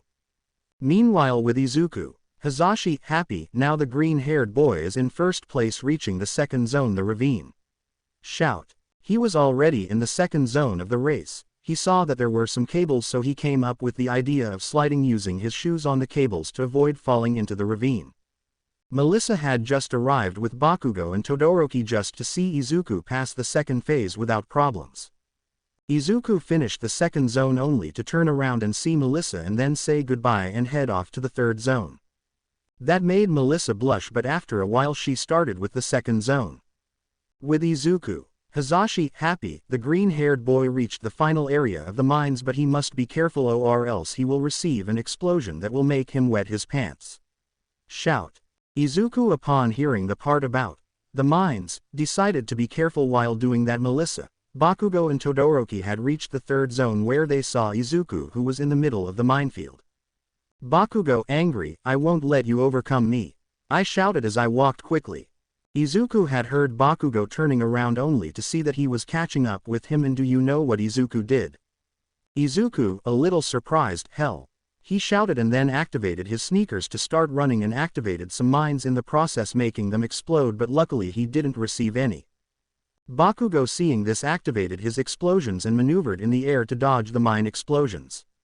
Melissa had to wait a bit for Mina's explanations to pass before starting to run at high speed. Todoroki was sliding at high speed with his eyes, avoiding the mines as best he could. Izuku kept running while the 3 mentioned were behind him. Until he finally reached the goal. Hazashi, happy, first place goes to the green-haired boy from class 1H. Shout. Izuku, Inahado, soy Izuku Midoriya. I scream seeing present Mike. Hazashi, happy and a little nervous, well. You heard Izuku Midoriya from class 1H is first place. Shout. A few seconds later Melissa arrived as second place, Bakugo as third and Todoroki as fourth. The other places were like in the anime, only Hatsume used the last place and Aoyama couldn't get in. Nimari, happy, good. Now that the first 42 participants have arrived, let's move on to the second event. Which is the cavalry battle. Said students will have points depending on their place. For example, last place will have 10 points. 41st place will have 15 points, and so on until first place, which has 10 million points. I shout with enthusiasm. Everyone stared at Izuku with murderous intent while he slapped his face, mentally cursing for arriving first, then sighed, releasing a murderous aura that scared some only to see a chilling smile. Izuku, serious, well, at least it's not that different from facing villains, he thought as he continued with his chilling smile. Nimari, happy, we'll give you 15 minutes to choose your teams. Said. Izuku, thoughtful, great, now I have to think about who I should team up with, but in this situation everyone will be against me. He was going to continue with his thoughts if he didn't feel someone touch his back and turn around. Melissa, happy, Midoriya, let's team up. She said with enthusiasm as if she were a girl. Izuku found this cute, but when he realized what he thought he blushed a little. Izuku, a little nervous, oh of course Shield. He also said with encouragement. Izuku had calmed down and was going to think about who else he could team up with, but he couldn't continue thinking because a girl he knows very well had approached our protagonist. Hatsume, happy, Midoriya. Let me be part of your team. You're the first place, so people will focus on you.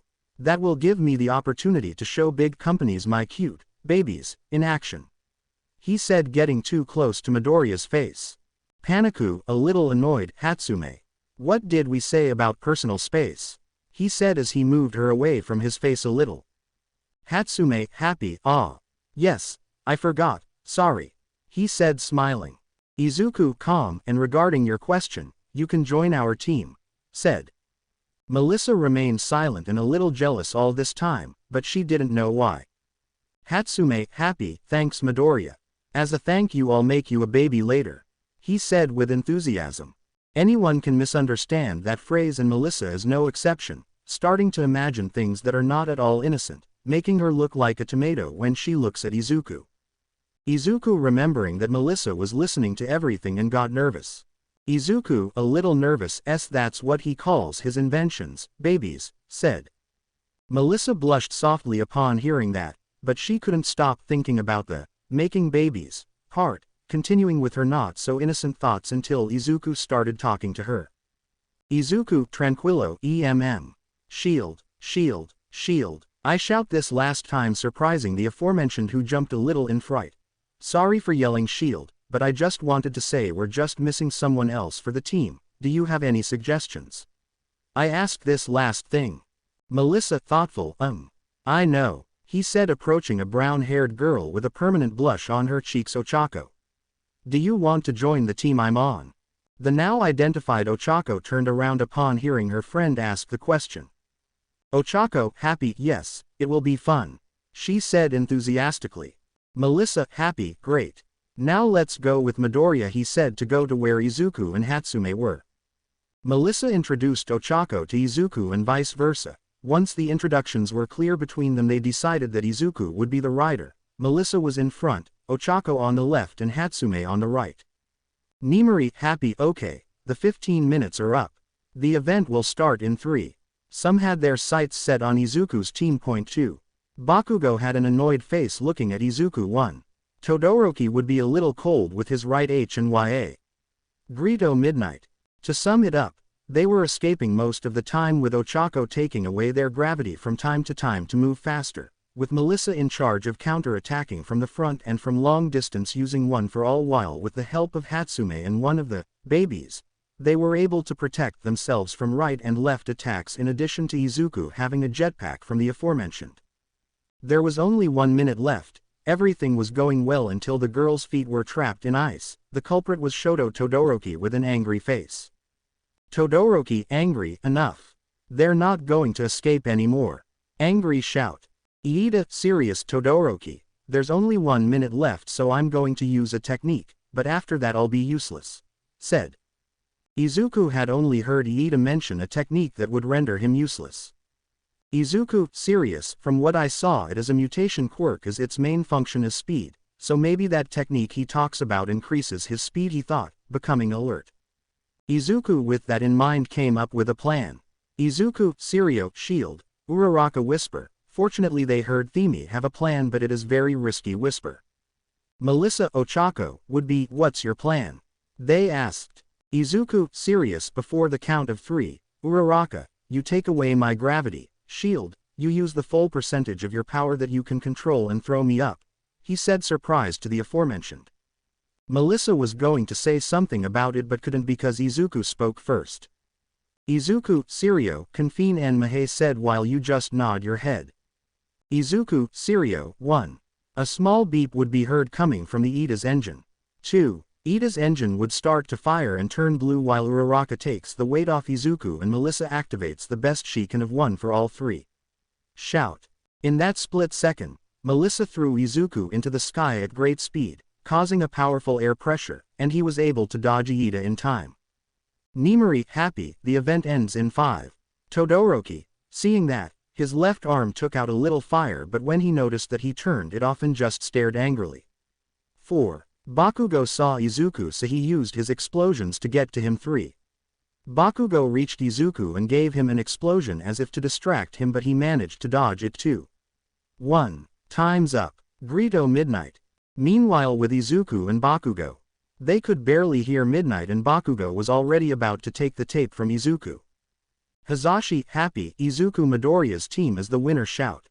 Izuku went down using Hatsume's jetpack until he landed on the ground. The second event had ended with Izuku and the girls finishing as first place. Bakugo's team came in second place. Todoroki's team came in third place, making him quite angry. And fourth place went to the Tetsu team. After that, the break was announced where everyone went to eat, but Todoroki remembered when Melissa threw Izuku with a force similar to All Might's, and with that in mind he went to talk to Melissa in private. Izuku could see that moving away in the distance. A little jealous but also suspicious, he decided to follow them silently, although Bakugo also noticed Izuku leaving, so he followed him too. Todoroki, serious, Shield, are you All Might's secret daughter? Asked. Here Todoroki tells Melissa about his family instead of Izuku. Both Izuku and Bakugo heard the dark story of the Todoroki family. Our protagonist, upon hearing all that, just clenched his fists. How far was the number 2 hero willing to go just to be no one? He left there silently just like Bakugo, and they both went to eat. Once Izuku finished eating, he went back to the stadium where he saw something he will remember for a long time. He saw the girls from Class 1A dressed as cheerleaders cheering, and a blonde girl dressed the same way, but our protagonist already knew her. Izuku, nervous as Shield. What are you doing dressed like that? I asked, blushing like a tomato, looking at Melissa dressed as a cheerleader. Believe me, I tried to find a normal image but I couldn't, so I'll leave it to your imagination. Melissa, nervous, Midoriya. I didn't expect you to see me like this. Well, since you saw me, how do I look? Asked, blushing. Izuku, nervous, why you look beautiful, he said without thinking, blushing as if he was dazed by seeing her. That comment made Melissa's heart start beating rapidly, bringing a smile to her face, and she approached our protagonist to give him a hug. Melissa, happy, thanks Izuku, she said his name involuntarily, and while hugging him she kissed him on his cheek. That left Izuku in a great shock. First he was hugged, second Melissa called him by his first name, not his last name, and finally he received a kiss on the cheek from her. Izuku would have fainted if he hadn't remembered that break was over, so he gathered all the willpower he had at that moment. Melissa then said goodbye to Izuku to go with her class. Nimari, happy, okay. Now the break is over, let's do a draw to see who will fight who. Said. A tailed student from Class 1A raised his hand, just as a boy from Class 1B started saying that they didn't remember anything and didn't feel worthy of going through it, so they gave up their place. Nimari would be such innocent words. Said, I like it. I accept your resignations, Ojiro and Narangeki. He shouted excitedly as he cracked his whip. Students like Tetsu and Kendo took their place. Once things were clarified, the draw began and ended as follows. 1. Melissa vs. Shinso. 2. Todoroki vs. Shiro. 3. Shiozaki vs. Midoriya. 4. Iida vs. Hatsume. 5. Ashido vs. Kendo. 6. Tokiyami vs. Yaoyorozu. 7. Tetsu vs. Kirishima. 8. Uraraka vs. Bakugo. Nimari, happy, now that all the pairings are ready, let's start with the first battle. Shout. Summary of the fights. Melissa vs. Shinso. Basically the same as in the anime instead of Izuku, plus Shinso insulted Izuku, which made Melissa get angry and respond to Shinso, plus Melissa didn't break her finger. Todoroki vs. Shiro. Same as in the anime. Shiozaki vs. Izuku. Currently Izuku is in the stadium watching a green-haired girl. Shiozaki calmly, may God give me the luck to move forward, he said while he was praying. Izuku calm, wow, she's very dedicated to the church, he thought. Nimari, happy, good. Let's begin. Shout. Shiozaki used hair to try to catch Izuku, but he managed to escape using his sneakers. Izuku, thoughtful, very well. His quirk can be used for long and short distances, plus he controls his vines at will and they come from his hair. I think the best option is to use the vines against him, he thought. Izuku began to run at high speed in circles to confuse her, which had worked, and without Shiozaki realizing it, Izuku had taken one of her vines and in the end left her tangled up, unable to move. Nimari, happy, Shiozaki is immobilized. Izuku Midoriya moves on to the second round. Shout. Sometime later, the battle of Iida vs. Hatsume took place. We already know what happened. The next battle was Ashido vs. Kendo. Nimari, happy, start. Shout. Ashido used her acid to slide at high speed towards where Kendo was. The aforementioned enlarged her fists to try to hit her, but Ashido dodged the attack. Ashido, seeing the carelessness of Kendo, wanted to punch her, but she reacted faster and stopped his attack and then used her other hand enlarging it to catch her, making her unable to move. Nimari, happy, Ashido can't move anymore, Kendo moves on to the next round. Shout. Tokiyami vs Yaoyorozu. Same as anime. Tetsu vs Kirishima. Equal. Uraraka vs Bakugo. The only difference I'll say is that Bakugo wasn't as aggressive as in the anime. Nimari, happy, now that we're done with the first round, we'll move on to the second. Shout. 1 Melissa vs Todoroki. 2 Midoriya vs Iida. 3. Kendo vs Tokiyami. 4 Kirishima vs Bakugo. Nimari, happy, now let's move on to the first battle of the second round. Melissa vs Todoroki. We are now at the part where Melissa makes Todoroki see reason, and Melissa didn't get hurt. Todoroki, happy, why are you smiling? Don't you realize you're tired? Are you really crazy to help your opponent? He said with his fire activated with a smile. Melissa, happy and determined, this attack will decide the winner. He shouted to charge all his power into his arm. The hero cements, knowing what was going to happen, became alert. Ken, worried, midnight. He shouted at the aforementioned woman who understood what he was referring to while he created some cement walls. Nimari would be, yes. He screamed and then broke a bit of his suit, activating his quirk. Melissa was going at high speed with her right arm at 100% and Todoroki combined his fire with his arm to carry out his attack. Todoroki, serious, shield, thank you, he said so that both of them would give their attack. Because of the cement walls, the clash of attacks were not as strong as they were going to be, but it did cause a huge current of cold and hot air that sent Midnight flying, and a huge smoke screen was generated to reveal who she was. Melissa was standing with her right arm broken and her upper clothing destroyed, showing that she was wearing a black sports bra, while Todoroki was out of bounds of the arena and out of commission. Midnight saw this, so she made her final decision. Nimari, happy, Todoroki can no longer continue. Melissa shield moves on to the third round. Shout. After that, both participants were taken to the infirmary to treat their wounds, and Melissa was scolded by Recovery Girl for breaking her arm. Midoriya vs Iida. Nimari, happy, start. Shout. Iida went at high speed towards Izuku to try to tackle him, but he managed to dodge him in time. Izuku, thoughtful, I must force him to use his technique to defeat him. Maybe if I provoke him he will use it, and there I can take advantage of the moment to get him out of the combat arena. It's worth a try, he thought. Hey. Iida, right, I bet my speed shoes are faster than your quirk. He said mockingly to activate the sneakers and start running around Iida. Iida, a little angry, although I admit that your invention looks very useful but it can't compare to my quirk. Said. Izuku, mocking, exactly. It's because my invention is much better than your quirk. He said, smiling mockingly. Iida, angry, that's not what I meant. Shout. Melissa was listening to all of this, which left him surprised. Was Izuku making fun of someone? It didn't make sense until he came to a conclusion. Melissa, surprised, she's provoking him to use his technique. He thought. Meanwhile with Izuku, he was running in circles while Iida tried to follow him as best he could. Paniku, mocking, what's wrong?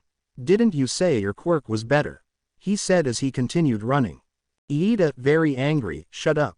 I'll show you what my quirk can do. Scream, and then blue fire starts coming out of Iida's engine approaching Izuku, giving a kick that Izuku just ducked to dodge.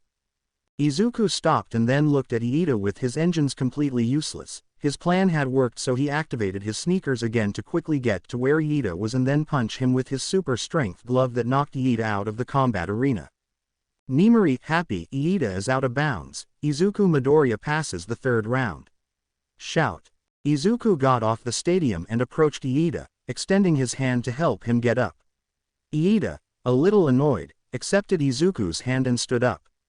Izuku, calm, I'm sorry to make you angry, but I wanted you to use your technique so that your engines no longer work, said, bowing his head in apology. That surprised Iida and he responded to Izuku more calmly. Iida, calm, I accept your apology. I didn't like the way you fought, but I admit it can work. So good work and good luck in your next fight, said. Izuku, calm, thanks, Iida said before saying goodbye. Kendo vs Tokiyami. Kendo tried to punch Tokiyami with his quirk activated, but Dark Shadow helped him defend himself by blocking the attacks. They continued like this for a while until Dark Shadow weakened from the continuous attacks. Kendo took advantage of that to immobilize him as he did with Mina. Kirishima vs Bakugo. Same as in the anime. Nimari, happy, since we're done with the second round, let's move on to the semifinals. Shout. 1 Melissa vs Midoriya. 2 Kendo vs Bakugo. Currently Izuku was in the combat arena watching Melissa. Izuku, calm, very well Melissa, don't hold back, he said as he began to stretch. Melissa, determined, same here, Midoriya, he said, activating one for all at 11%, taking out sky blue rays. Izuku, thoughtful, okay, I don't know what percentage she can control, so I'll have to attack from long distance, and when she gets careless I'll use my speed to attack her with my strength, he thought. Melissa, thoughtful, let's see. With those sneakers Izuku showed that he could become a light. Because of how fast he moves, and with the gloves he showed great strength, enough to knock Eid out with a blow, so I should be careful or be the first to attack, he thought. Nimari, happy, start. Shout. Melissa, keeping her word, launched the first attack using her fingers, generating air pressure directed at Izuku, but thanks to her sneakers he was able to escape the attack in time. Izuku began to fire his energy attacks towards Melissa, seeing that she decided to attack again with her fingers. Melissa, a little frustrated, if this continues, I won't be able to get near him. She thought about what made her let her guard down. Izuku, serious now. He thought about going at high speed towards Melissa to punch her, but when she saw that he was approaching to attack her, she decided to punch him too. Both attacks collided, creating a draft that sent them flying to the ends of the stadium. Izuku, seeing her so close to leaving the arena, quickly launched an energy attack to paralyze her, and then used his sneakers to go towards her at high speed and then kick her out of the arena. Nimari, happy, shield is out of bounds, Izuku, Midoriya is through to the finals, she said. Izuku, worried about Melissa, approached her to offer her his hand to get up. Izuku, worried, are you okay Melissa? He asked, not realizing that he had called Melissa by her first name and not her last name. Melissa blushed a little and smiled when she heard Izuku call her name. Melissa, happy, I'm fine Izuku, he said his name, blushing a little. Kendo vs Bakugo. Nimari, happy, start. Shout. Kendo enlarged his hands to try to hit Bakugo, but he dodged and counterattacked as best he could with his explosion, specifically targeting Kendo's hands. This eventually forced Kendo to deactivate her quirk and start fighting, attacking with kicks and punches. Bakugo continued attacking with his explosions until one knocked Kendo out of the arena. Nimari, happy, Kendo is out of bounds, Katsuki, Bakugo moves on to the finals. Shout. Midoriya vs Bakugo, final. Both participants were in the combat arena looking at each other seriously. Bakugo, serious, you know I'm not going to hold back, right? Asked. Izuku, serious, I know, and I'll go with everything I have to said. Bakugo, serious, don't let me down or I'll kill you, said. Izuku, serious, whatever you say, said I must be the first to attack, although I must also keep my distance. I will use energy attacks on him to paralyze him, he thought. Bakugo, serious, I have to be the first to attack, so I'll use my explosions to get close to him and attack him, then I'll use a big explosion to take him out, he thought. Nimari, happy, start. Shout. Bakugo, fulfilling his strategy, used his explosions to go at high speed towards Izuku and try to give him an explosion in the face. Izuku, seeing what he had planned to do, activated the slippers, dodging Bakugo's attack in time and moving away. Izuku, serious, damn, he thought. After that, Izuku began to fire his energy attacks towards where Bakugo was, but he used his explosions to fly through the air and maneuver to deliver his attack. Bakugo, angry, howitzer impact. He screamed and then launched his attack. Izuku knew he wouldn't be able to escape in time, so he put his arms in an X shape to protect himself as best as possible from the explosion. Fortunately his gloves withstood the explosion and he had some burns. Izuku, serious, alright, my plan went to pot, so it's time to do the smartest thing of all. Improvise, he thought. Izuku activated his sneakers to go at high speed, turning into a green light heading towards Bakugo to begin attacking him. From minute 1:55 to 2 o'clock, more or less like this. Bakugo, already fed up with the attacks, waited for Izuku to get closer again and then hit him with a full blast that sent him flying, almost leaving the arena by a few centimeters.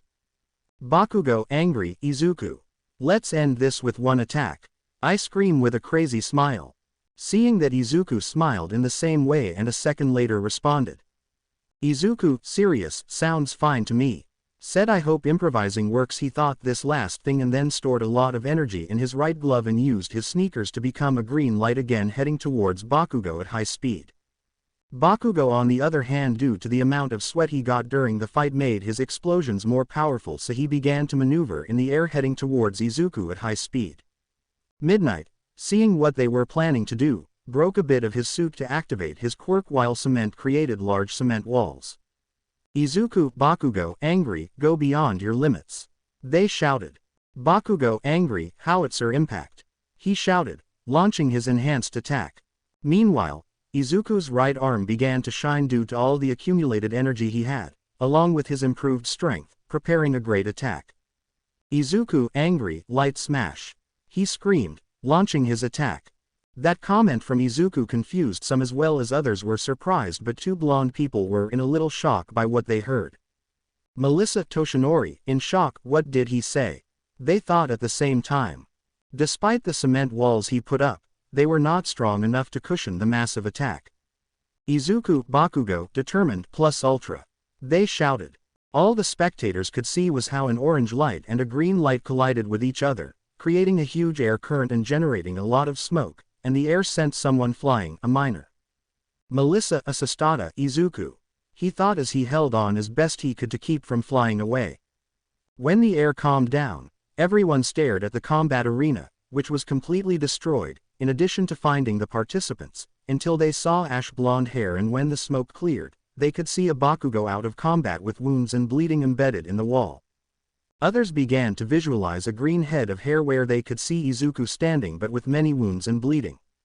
Cementos went to check on Bakugo, and Midnight approached Izuku to see if he wasn't in shock or something. Izuku, tired and sore, G-gain.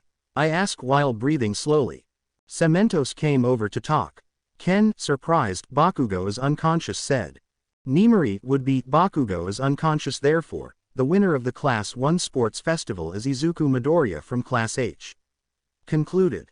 Izuku was very happy when he heard that, but little by little he ended up becoming unconscious from his wounds and blood loss, so they rushed him to the infirmary, just like Bakugo.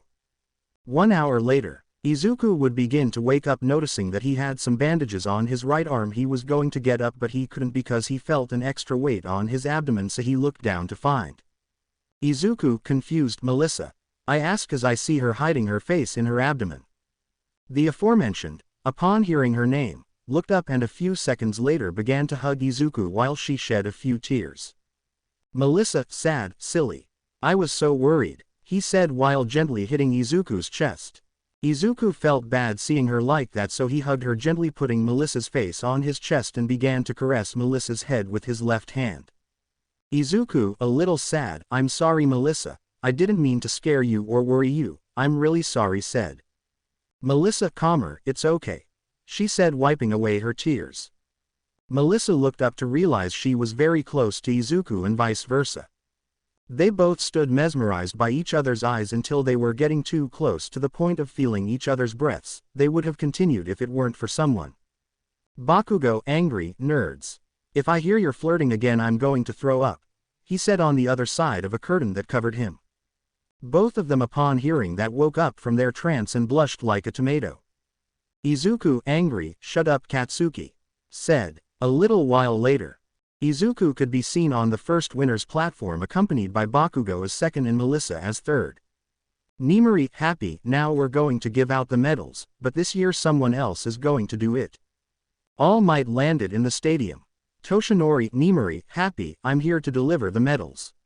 Our hero All Might, they said at the same time. A few seconds of silence. Nimari, a little nervous, it's your turn to speak now, said. Toshinori, happy, congratulations young shield, he said and then gave her a hug. I'm proud of you, I whisper, and then put the medal on him. That made her very happy. Toshinori, happy, congratulations young Bakugo, you've come a long way, he said and then hugged Bakugo. Bakugo, angry, let me go, said. Toshinori, happy, okay, here's your medal, he said to put the medal on him. Bakugo was grunting, but a few seconds later a, thank you, was heard from the aforementioned. Toshinori, happy, congratulations young Midoriya, you've shown me at this festival that quirk isn't everything. I whisper the last thing to start hugging Izuku, slightly annoying the aforementioned and seconds later putting his medal on him. Izuku, calm, thanks all might. He said looking at the medal. Toshinori, happy, now everyone say after me. Shout. Toshinori, everyone, happy, good job. Plus. They shouted. The sports festival had ended and the students were given 2 days off in which he couldn't patrol because his arm wasn't recovering, and he also heard the news that Stain, the hero killer, had left the hero Ingenium, Ida's older brother, disabled. At this moment Izuku was on the bullet train heading to Ua while watching the news about Stain on his cell phone. Izuku, thoughtful, I don't like where this is going. I hope Ida doesn't do something stupid, he thought, still looking at his cell phone. Some people stared at Izuku, but he didn't notice until someone spoke. Sir, surprised, you're the winner of the first-year sports festival. Izuku, Midoriya, right? Asked. Lady, happy, yes it is him, you were amazing. Said. And so was his trip, with more positive comments about Izuku. Izuku, happy, thank you all for the support, said. When he arrived at the UA he went straight to the support workshop. Once he got to the workshop he quickly opened the door and stepped aside, dodging an explosion that came from the workshop as well as being able to see a person who had been blown away by the explosion. Izuku, neutral, Hatsume again with your babies, he said, helping to lift Hatsume. Hatsume, happy, that's right Midoriya. The more time I spend making my babies, the better they'll get. He said with enthusiasm. Izuku, calm, it's okay. I just came for my inventions that I used at the sports festival, he said, and then went to a table where there were 2 suitcases and took them and then left. After that he continued with his normal classes. Hours later, Izuku was just leaving the facilities where he could see Melissa, so he approached her to talk. Izuku, happy, hello Melissa, he said with a small smile. The aforementioned turned around to see her friend, even though when she saw him she remembered how they almost kissed at the sports festival. This caused her to blush. Melissa, a little nervous, hi Izuku said, still blushing. Izuku, seeing his friend's blush, thought it was a fever, which worried him. Izuku, worried, hey, are you okay? Why are you so red? Do you have a fever? After saying the last question he put his hand on Melissa's forehead, making her more nervous, knowing that all her blushing even though she thinks it's a fever. Melissa, nervous, see, calm down. I'm fine, he said, slowly removing Izuku's hand from his forehead. Izuku, calm, it's okay, said Melissa calmly. And why did you want to talk to me? Asked. Izuku, calm, I heard from Katsuki that they will start their internship in a few days, and I was also curious what your hero name is. Said. Melissa, happy, my heroine name is All Hope, he said with a smile. Izuku, calm, what a good name, and what hero are you going to go with? He said the first thing and asked the last thing. Melissa, calmly, thanks. I was planning on going with the heroine Yukio, but I got a last-minute request from a hero named Gran Torino, said. Izuku, calm, I see. Hey, I heard the news about Ida's brother, tell him from me not to do something stupid. Said. Melissa, confused, what do you mean? Asked. Izuku, a little serious, I know he's planning to go after the culprit who left his brother disabled. Said. Melissa, surprised, that can't be. Said. Izuku, serious, just think about how you would feel if someone seriously hurt a friend or family member. Anger as revenge would cloud your judgment, making you not think clearly, said. Melissa thought for a few seconds and then let out a small sigh. Melissa, a little serious, okay, I'll talk to him. Said. Izuku, calm, I'm glad to hear that. Said. Once they finished the conversation they both went on their way to their homes. Days later, Class 1A would begin their internships. Some were on their way to the hero agency they were applying to. We are located at a bullet train station where some are still there, including Melissa and Iida. Melissa, a little serious, Iida, can we talk? Asked. Iida, calm. What's going on, Shield? Asked. Melissa, a little serious, remember Midoriya? Asked. Iida, calm. Yes, what's wrong with him? Questioned the. Melissa, would be, he said not to do anything stupid and I hope you do. He said looking at him. Iida, calm. I understand your worries but I'll be okay, I promise. Said. Melissa, a little calm, okay, I hope so. said. Iida went with the manual hero to Hosu, giving Melissa little confidence, but she couldn't do anything so she went to her internship. Melissa. He had arrived at his internship site which looked like a house in poor condition. Melissa, a little nervous, I hope it's the right direction, he said and then entered. Hello. I'm Melissa Shield, I'm a UA student. All Might told me that he couldn't finish because he saw an old man lying on the floor accompanied by a red puddle. Melissa, scared, he's dead, shout. Sorahiko, calm, I'm alive, said. Melissa, scared, he's alive, shout. Once things were cleared up, Gran Torino began training her, even though he noticed that she could control one for all without hurting herself, and when he asked her, she told him that a friend had helped her. Days later, Gran Torino and Melissa were on a bullet train on their way to Hosu, but a Nomu appeared and destroyed a part of the train entering it. When Gran Torino saw the Nomu, he used his quirk to kick it off the train. He told Melissa to stay on the train, but she didn't listen, so he went out only to see the city being attacked by Nomus. She had planned to help if it hadn't been for the fact that she heard the manual hero mention where Iida was, which quickly led her to the conclusion that it was because of Stain, so without warning she left at high speed using one for all to search for Iida. She was about to give up until she heard some screams where she could see Iida and another hero. Iida, angry, damn you, because of you my brother Ingenium can no longer be a hero. Scream. Unfortunately he couldn't move as he was paralyzed. I swear I'm going to kill you. Shout. Stain, serious and angry, society doesn't need more fake heroes so it's better to finish you off as soon as possible, said while he had his katana ready to stab him. Melissa was about to intervene but a huge amount of smoke appeared. Iida, surprised, what's going on? Smoke. Where's it coming from? He thought. Hero, confused and in pain, what's going on? He thought. Stain, serious, it's the he thought and then reflexively dodged a kick that created a small air current. Izuku, serious, nice to finally meet you, Hero Slayer Stain. Said. Izuku, serious, I must get Iida and the hero out of here but if I try that Stain could attack me with his back, even having the danger sensor with me I won't be able to react in time so all I have left is to fight, he thought. Stain, serious, what do you want Kurai Atami? He asked, putting himself on guard. Izuku, serious, let that boy and the hero go, he said getting into a fighting stance. Stain, serious, you know. I've heard a lot about you as well as seen your heroic acts and that's why I consider you a true hero like All Might so I'll give you the chance to leave while I kill this false hero, said. Izuku, serious, I won't let you kill them, he said and then activated the accumulation of power to go at great speed to try to kick him again but Stain dodged it. Izuku, seeing this, decided to activate the black whip, shooting Stain in the eyes to temporarily blind him. Stain, annoyed, damn it, said to remove the black whip from his eyes as quickly as possible, but when he did, he was greeted with a 30% punch from Izuku that sent him crashing against the wall. Izuku, serious, he seems to be out of combat, in that case I can go with Iida and the hero to a safe place. He thought then to try to charge Iida. Although what he didn't know was that Stain was slowly getting up, somewhat sore, he took his katana and ran at high speed towards Izuku.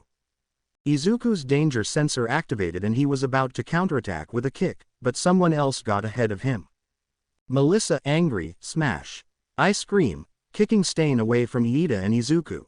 Izuku, Iida, sorprendidos, Melissa. Shield. Izuku thought and Iida said out loud.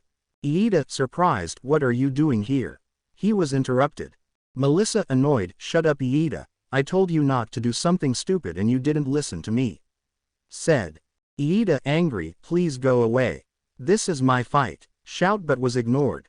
Izuku, serious, you, he said in a deeper voice pointing at Melissa, take the boy out of Harrisade.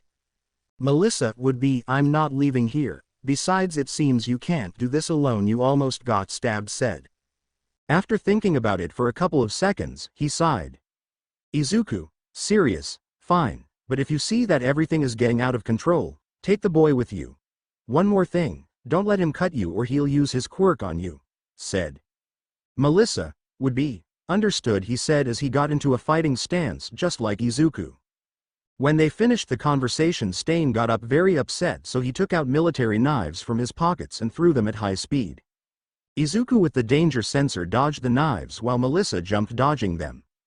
Melissa began to use what she learned with Gran Torino by bouncing off the walls from one side to the other, occasionally kicking Stain and thus attacking him for a few minutes. Stain, fed up with the attacks, waited for Melissa to approach and then kick her, sending her crashing into some trash cans. A second later, Stain picked up one of his knives that he threw earlier and threw it again at Melissa, who was barely recovering from the kick and colliding with the trash cans. Melissa saw the knife approaching her and could barely move her head, even though she had a small cut from which a small trickle of blood came out. Stain was about to lick the blood off the knife, but Izuku punched him 30%, which stunned him. Izuku approached Melissa to check if she was okay. "Izuku, serious? Are you okay?" asked Melissa. "Would be, yes, I'm fine," said Izuku. "Serious, I have an idea but I'm worried it won't work," said Izuku. Began to whisper in Melissa's ear. She had doubts about the plan, but it was better than not really having a plan. Melissa began to fight against Stain while Izuku began to accumulate energy using the FA Jin until his legs glowed red. Izuku activated the smoke, Melissa realizing it moved away from Stain, confusing him. After Izuku released a lot of smoke, he made a big jump with the FA Jin plus accumulation of power. Once in the air, he used his black whip to stick it to the two buildings that were near the alley as if it were a large slingshot. So Izuku went down at great speed towards Stain and then kicked him at 60% in the back of the neck. Izuku, Serio, Manchester Smash. He thought while giving the kick that left him unconscious and also created a strong current of air. Once the battle was over, Izuku and Melissa were in charge of taking all of Stain's weapons. In addition, Izuku immobilized Stain with his black whip to make sure he didn't escape. When he finished doing that, he was preparing to leave. Izuku, serious, "Well, now that this is solved you should take them and look for help. I have to go before the heroes arrive." He was interrupted when his danger sensor was activated and he had to dodge a fireball. What I was missing seeing the person responsible for the attack. Greetings Endeavor. NG, serious, Kurai Atami, you are under arrest for illegal use of quirk, said, preparing another fireball. Izuku, a little annoyed, "Maybe you should forget about me for now and focus on someone else," he said, pointing at Stain. NG, surprised and annoyed, "That's it," he thought as he looked at Stain. This distraction helped him activate his smoke screen to make a great leap and begin swinging with the black whip, managing to escape. If the part where the Nomu that appears to take Izuku also when Stain saves him, just imagine it's Melissa instead. After what happened, Iida and the hero were hospitalized, where the first mentioned apologized for everything and also admitted his mistake that almost killed him. In the end, Melissa explained what happened was what made the Hosu police chief, Kenji Saragame, decide to give the credit to Izuku, even though the original idea was to give the credit to Endeavor, but many saw him helping and how he destroyed the Nomu, so it would be very hard to believe that he would capture him while being in another place at the same time, in addition to the fact that there were remains of Izuku's black whip on Stain's clothes. The next day, Class 1A finished their internship even though they had their ups and downs. Iida. Thanks to the news that Izuku captured Stain, his popularity rose to the point that they began to make merchandise of him. We are in the classroom of Class 1A talking and also how Kirishima and Shiro make fun of Bakugo's hairstyle. Iida also had his character development in the classroom, although to be honest I feel like he didn't learn much or maybe nothing at all. After this they had the heroism class with All Might where Melissa stood out the most. Also they had the conversation about the history of One for All. Meanwhile with Izuku, he was in the support workshop secretly giving him an upgrade to his black whip. Izuku, calm, if all goes well the black whip will be able to double its distance and improve its resistance, he thought as he continued making modifications to his gloves. He continued modifying his suit after the glove, continuing with the boots, making them able to last longer in the air and also reach higher, among other things. After school, he was walking towards the Bakugo house accompanied by the younger Bakugo. Izuku, calm, I see you've already solved your hair problem, and how was your day? He said the first thing mockingly and the last thing as a question. Bakugo, a little annoyed, shut up, and regarding your question, we did normal things like a stupid school. In heroism class your girlfriend was the one who stood out the most, he said the last thing with mockery. Izuku, a little annoyed, shut up, said Bakugo, calmer, I don't know what Izuku said. Plus we have the final exams where I'm going to help Kirishima, and if we all pass we'll go to a stupid camp, said. The last thing mentioned was interesting to Izuku. After this conversation they didn't say anything. Bakugo house. They arrived home, greeted Bakugo's parents, and continued with what they had to do until nightfall, where everyone went to sleep except Izuku. Once they fell asleep, Izuku went out on patrol, stopping villains, saving people, etc. At this moment Izuku was swinging with his improved black whip. Izuku, calm, great. The new black whip really works perfectly. He thought that a second later the danger sensor would be activated, ending up dodging a fireball. Izuku, annoyed, great. As if putting up with Eraserhead wasn't enough, now I have to put up with the Human Torch too. He thought, looking at the culprit of the attack. I really don't have time for this endeavor. Shout. Enji, angry, Kurai Atami, you are under arrest for the illegal use of quirk, and you have escaped many times from the heroes, but this time you will not escape. Shout to attack again. Izuku dodged the attack again and then shot a black whip at Endeavor's eyes, leaving him temporarily blind. A second later, he activated the power buildup to 80% plus float to go towards Endeavor. Once Endeavor removed the black whip from his eyes, he received a punch to the face that sent him flying. Seeing this, Izuku used the black whips as a slingshot to propel himself plus float plus accumulate 80% power, going at great speed towards Endeavor to give him an axe kick to the head. This caused it to fall at high speed, hitting the ground and creating a crater. After Izuku defeated, humiliated Endeavor, he escaped by swinging. Izuku, serious, I think I'll need more help with this vigilante thing. Maybe I can recruit someone to help me with both heroes and villains. I'll think about that later, he thought. 2 days later, Izuku was at UA answering one of his final exams without problems.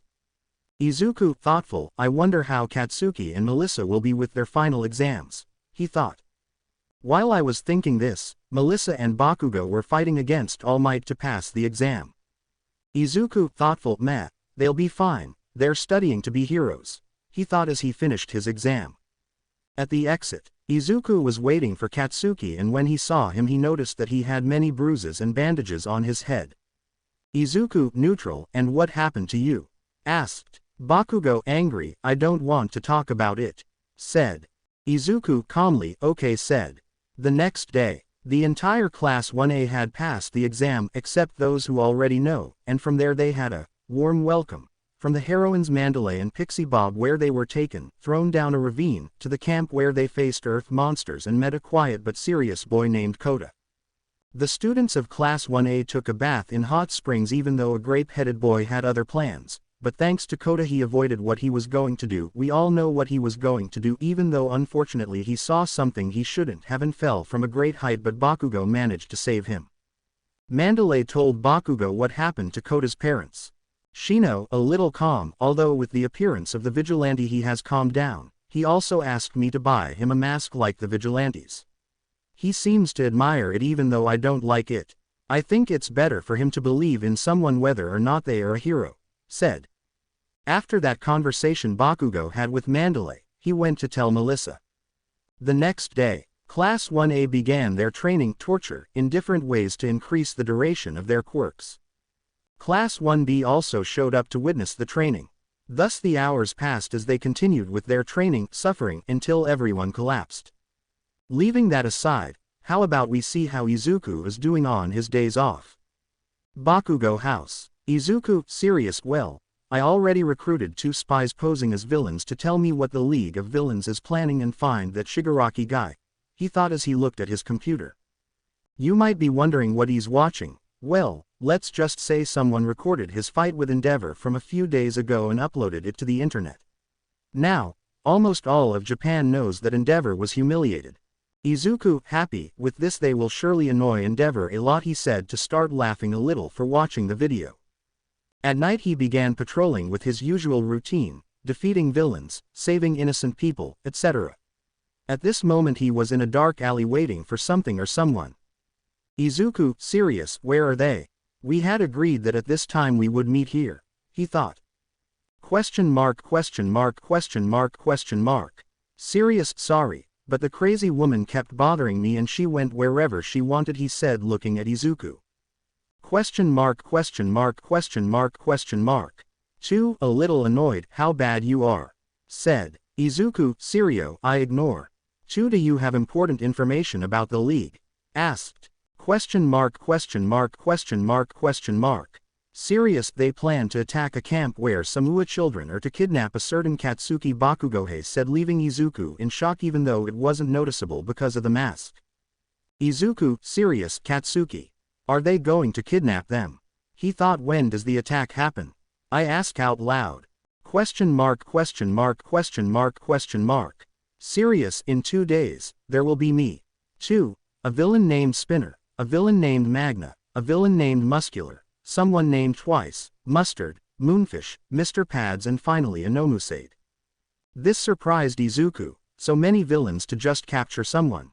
Izuku, serious, thanks for the information, you should play along for now and then I'll tell you when you can betray him. Said. Question mark question mark question mark question mark. Serious, that's good because I can't stand that idiot, I'd like to see his angry face when he realizes it. Said. Izuku, serious, and where is the camp located? Asked. Question mark question mark question mark question mark. Serious, will it be in?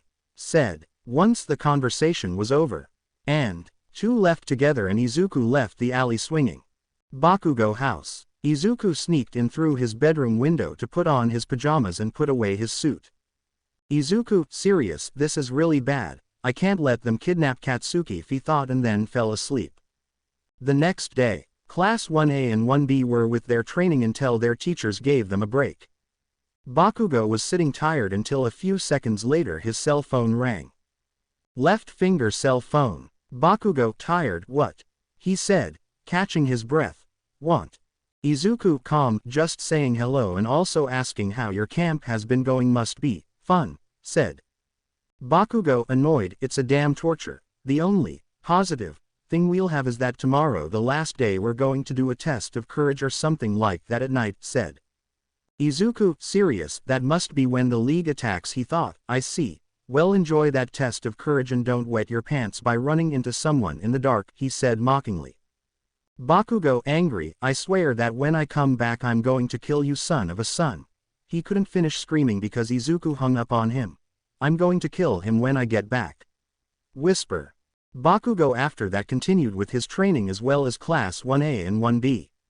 Izuku on the other hand was serious, and he also investigated a little about the villains that his spies reported to him. So he started to create a new invention, a bracelet with a button that when touched takes the shape of a bracelet. To help him withstand attacks of 300% power accumulation. Izuku, calm, with this on my suit I can level up. Now I just have to wait until tomorrow when the attack happens and prevent Katsuki from being kidnapped, he thought. The next day at camp, Class 1A and 1B continued their training, suffering until nightfall to begin the test of courage. Pixie Bob started explaining how the courage test would work and who would go first, etc. Class 1A, except those who failed, already had their partner, but it seems that Melissa was left alone. Some had already entered the forest and that includes Bakugo. Everything was fine until we started to see the trees start to burn blue as well as a very suspicious smoke. Seeing this, Melissa remembered that Kota was in her hiding place, so she left without warning, using One for All, arriving in time to save Kota from being crushed by the muscular villain. Everything happens the same even in the part where 100% of One for All is used in muscle. Melissa thought she had already stopped him so she carried Kota to leave, but what no one knew was that Muscular still had his quirk activated. Once Muscular recovered from the blow, he ran at great speed. Kota, hearing something approaching, turned to see what it was and, to his surprise, it was Muscular, about to crush them with his fist. Kota, scared, careful. I screamed, making Melissa turn around to see. She tried to fight back but it seemed like she wouldn't make it in time. He was going to receive the blow but someone gave a powerful kick to the Muscular face making him retreat. Muscular was recovering from the attack only to see his attacker with a crazy grin. Go to, crazy, we finally meet Vigilante. It'll be fun killing you. I scream looking at Izuku protecting Melissa and Kota being in a fighting position starting to shoot green rays. You might be wondering how did Izuku get here? Flashback. Bakugo house. Izuku was putting on his vigilante suit, beginning to sneak out the window and swinging through the buildings with the black whip plus 200% power accumulation plus floating, reaching great speed. Izuku, serious, I must arrive as soon as possible, he thought. He continued like that at that speed until he reached a large mountain in minutes where he could see the blue fire.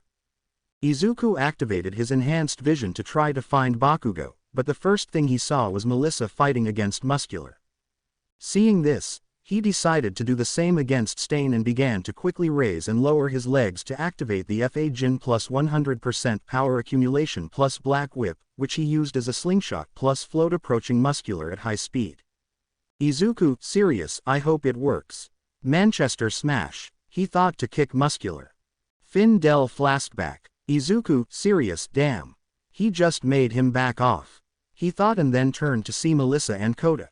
You, take the child out of here and tell everyone that the villains are after Katsuki Bakugo.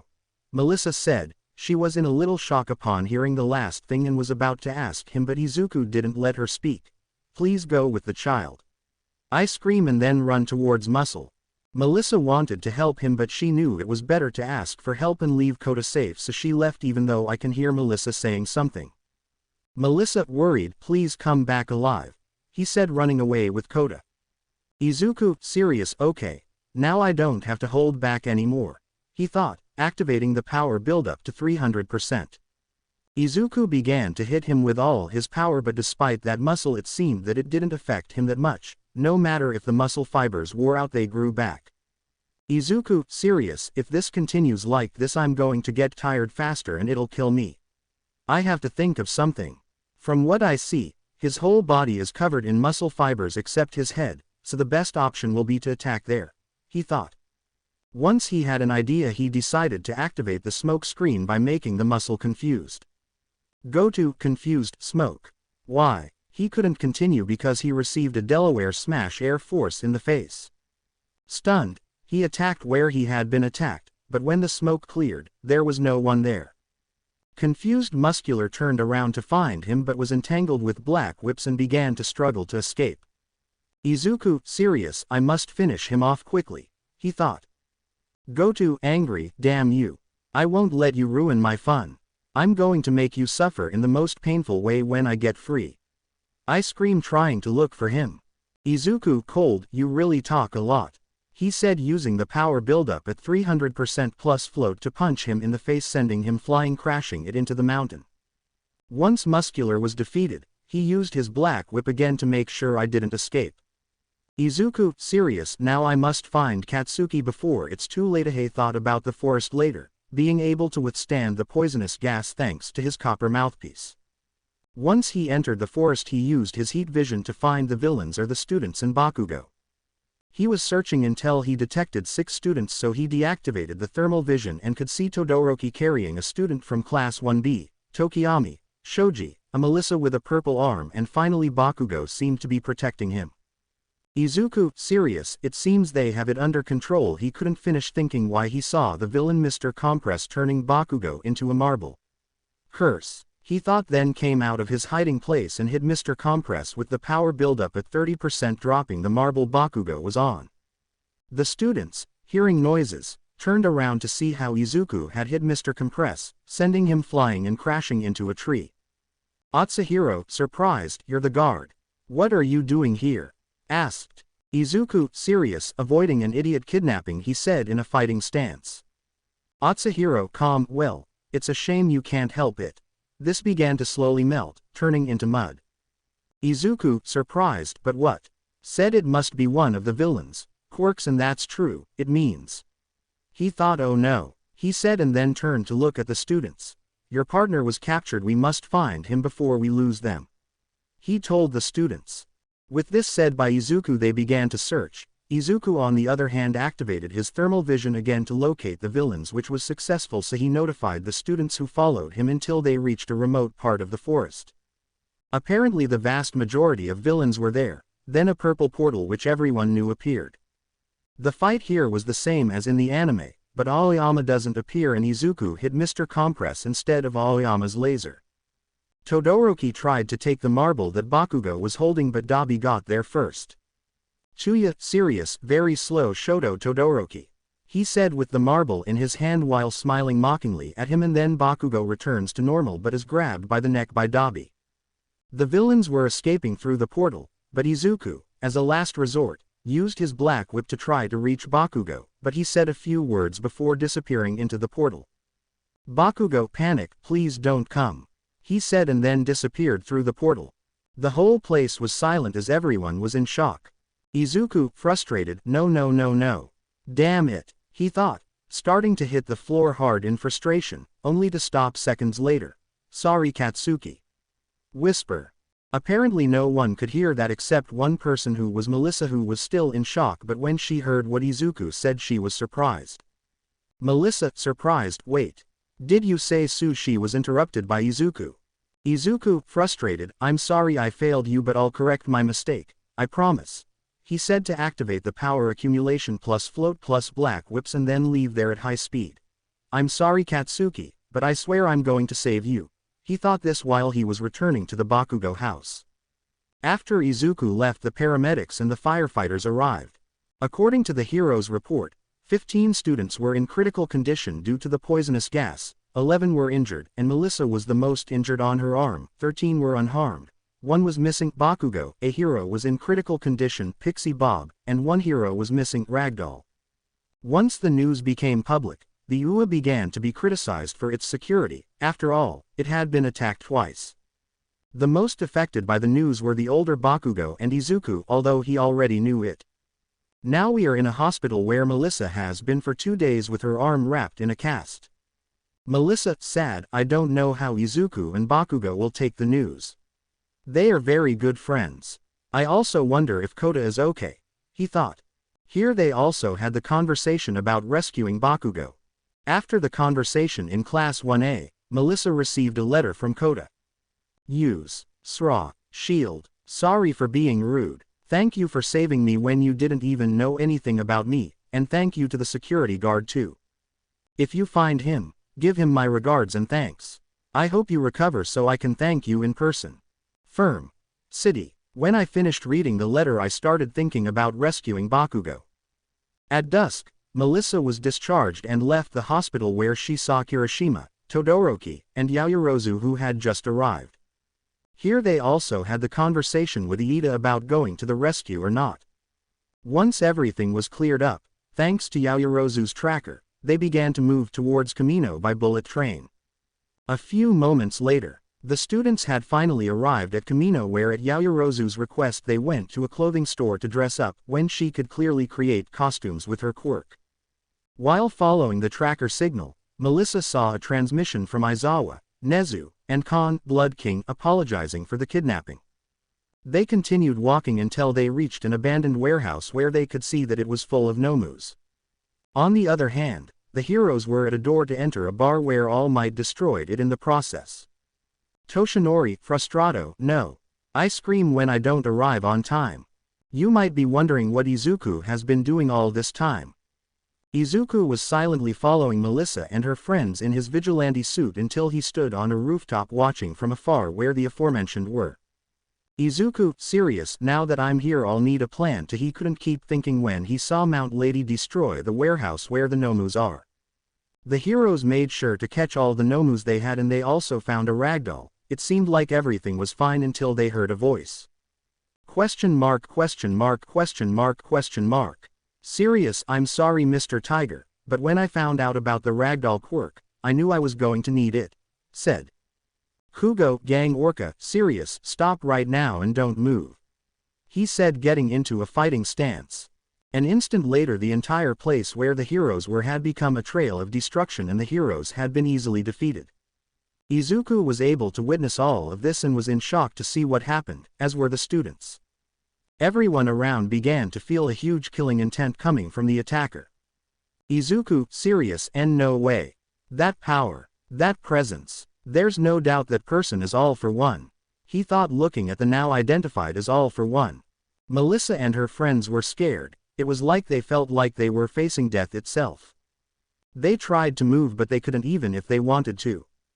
A few seconds later, slime began to flow out next to All for One, where the League of Villains and Bakugo emerged. Bakugo angry, damn. This slime tastes like shit. Shout. Izuku, serious, Katsuki.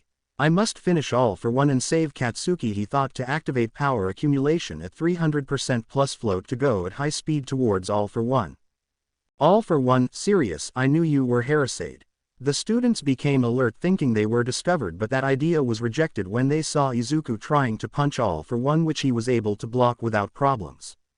In addition, that attack created a powerful gust of wind that blew the heroes away from there, along with the League and Bakugo. Izuku cold, all for one. I'm going to finish what All Might couldn't do. Shout. He was going to launch another attack if his danger sensor hadn't been activated, so he stepped aside where All Might appeared, attacking all for one, but he was also able to block it as if it were nothing. All for one, seriously, how long did it take you to get here? 30 seconds. In your best times you would have gotten there sooner. You're getting weaker, All Might said.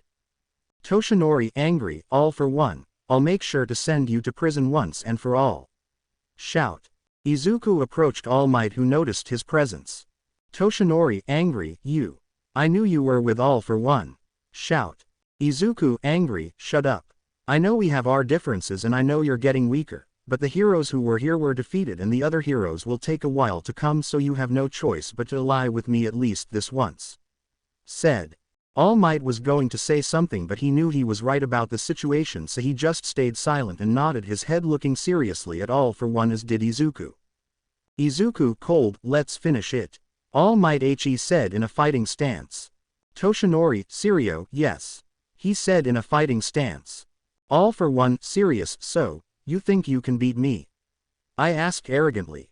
This was ignored by both. Izuku and All Might looked at each other and then nodded. All Might made the decision to use all his power from the start to defeat all for one faster. Izuku activated the power buildup to 300%. The aforementioned went at great speed towards all for one, starting to attack him blow after blow, although for the most part all for one only defended himself using his air pipe quirk, as well as using his impact reversal quirk. While attacking they created powerful air currents, making it impossible for anyone to get close. In addition to that, Bakugo began to fight against the League of Villains to prevent them from taking him away again. Melissa, seeing Bakugo's situation and how distracted all for one was with All Might and Izuku, decided to make a plan to rescue her partner. Izuku and All Might continued attacking until they felt a tremor where a large ramp of ice came out from where Iida, Melissa and Kirishima came out at great speed while the latter stretched out his hand. Kirishima, worried, come. Shout. Bakugo understood what he meant, so using an explosion he was able to reach where Kirishima was taking his hand. Bakugo, happy, you took your time, idiot, she said with a fierce smile. All for one would have prevented them from escaping if it weren't for Izuku attacking him with Delaware Smash Air Force, distracting them enough for the students to escape in time. Izuku cold, don't forget about us. Said. Meanwhile with Melissa and the others. They were in a public place watching the entire fight on the news. Melissa, worried, you can do it, Uncle Might, and also vigilant. He thought. Bakugo, serious, come on All Might. Destroy that idiot, he thought. Back in the fight, Izuku activated the smoke screen to hide. All for one, serious, so you also have the sixth quirk, impressive, it's a shame that your quirk will soon be mine. He said to launch an air cannon, but when the smoke cleared there was nothing as he was interrupted by a punch from All Might that made him step back. Izuku on the other hand, when he was in the smoke screen, activated the FA Jin plus 300% power accumulation to escape All for One's attack. All for One using forced activation activated Kurogiri and Magna's quirk to try to make the League of Villains escape, but he tried to stop the villains, but thanks to the danger sensor he had to dodge an attack from All for One, causing the League of Villains to escape. Izuku, annoyed, damn it. I scream when I see that they managed to escape. Toshinori, serious, focus. We're still fighting All for One, as he couldn't finish because of the aforementioned. He gave All Might a powerful blow to his wound, causing him to spit blood. Izuku, worried, All Might. Shout. He was about to attack All for One, but he went at great speed towards Izuku and grabbed his face forcefully, causing him pain. All for One, madness, finally. After so many years you can't run away from my little brother anymore. After that I tried to steal his quirk. A red light began to emerge from All For One's hand and then stopped. All For One upset. What? Why is nothing happen? I stole your QUIR. He was interrupted. All Might had attacked All For One with a smash, sending him flying for a few moments before returning at great speed to All Might to counterattack. All For One, angry, damn you, why don't I have your quirk? Asked. But his question was ignored as Izuku began to activate the FA Jin plus 300% power accumulation plus float reaching great speed. Izuku, Serio, Manchester Smash. He thought, kicking All For One in the abdomen, sending him crashing into some buildings. Toshinori, serious, this ends here. All For One. United States of Smash, he shouted, giving him a powerful attack that broke All For One's helmet and created a powerful air current and a huge curtain of dust. Unfortunately, this would be All Might's last attack as he lost his quirk. Toshinori, tired, goodbye. One for all, he thought. All Might's flame finally went out. It seemed like everything was over and All Might returned to its original form. This caused everyone to be shocked to see All Might's true form, but the people who were most shocked were Melissa and Izuku upon learning that their secret was revealed. Question mark, question mark, question mark, question mark. Serious, what a mediocre attack on your part, All Might said. This voice scared everyone. When the dust cleared, they saw All For One regenerating his wounds. All For One, serious, well, now everyone knows your true form and I'll tell you one last thing before I die, said. Here All For One told All Might that Tamura is Nana's grandson. All Might tried to deny all this and All For One prepared to kill him, but Izuku saved All Might, leaving him in a safe place. Izuku had a cold look. Izuku, cold, Karen. I want to activate the power accumulation to 1000% whisper. Karen, calm, sir. I don't recommend it. Even if you have the bracelets, there is a possibility that you will lose your arm in the process, said. Izuku, serious, I already have a plan to avoid that, just do it, said. All For One, serious, so you want to get this over with, that's fine by me, said Supreme Quirk Combination. He screamed and then his right arm began to change shape due to the combination of quirks. After this, Izuku wrapped his right arm in a black whip, making his arm look similar to All For One's. Izuku activated the FA Jin plus accumulation of power 1,000,000% plus black whip for the right arm plus float, reaching a great speed that was only seen as a blur. Izuku, seriously, devastate smash. He screamed, giving his attack just like All For One. Both attacks collided with each other, creating a powerful blast of air more powerful than All Might's attack and creating more dust in the process. After that attack, everything fell silent, as the dust gradually cleared to reveal the winner. Izuku was holding out part of his right side of the destroyed suit and his right arm was purple while he had his head down to prevent the cameras from showing his face, but everyone could see his messy green hair. People like All Might, Melissa, and Bakugo thought the same thing when they saw her hair. Melissa, Bakugo, Toshinori, in shock, Izuku, Midoriya, they thought in shock when they saw that hair they knew well. Izuku looked to where All For One was and saw him out cold with large wounds even though he was still breathing. Our protagonist approached All Might with his gaze lowered and whispered something to All Might. Izuku, serious, now it's Melissa's turn, right? I whispered, surprising All Might, but he simply nodded. The cameras were capturing All Might and Izuku, who was covering his face as best as possible using what little was left of his mask, pointing at the cameras.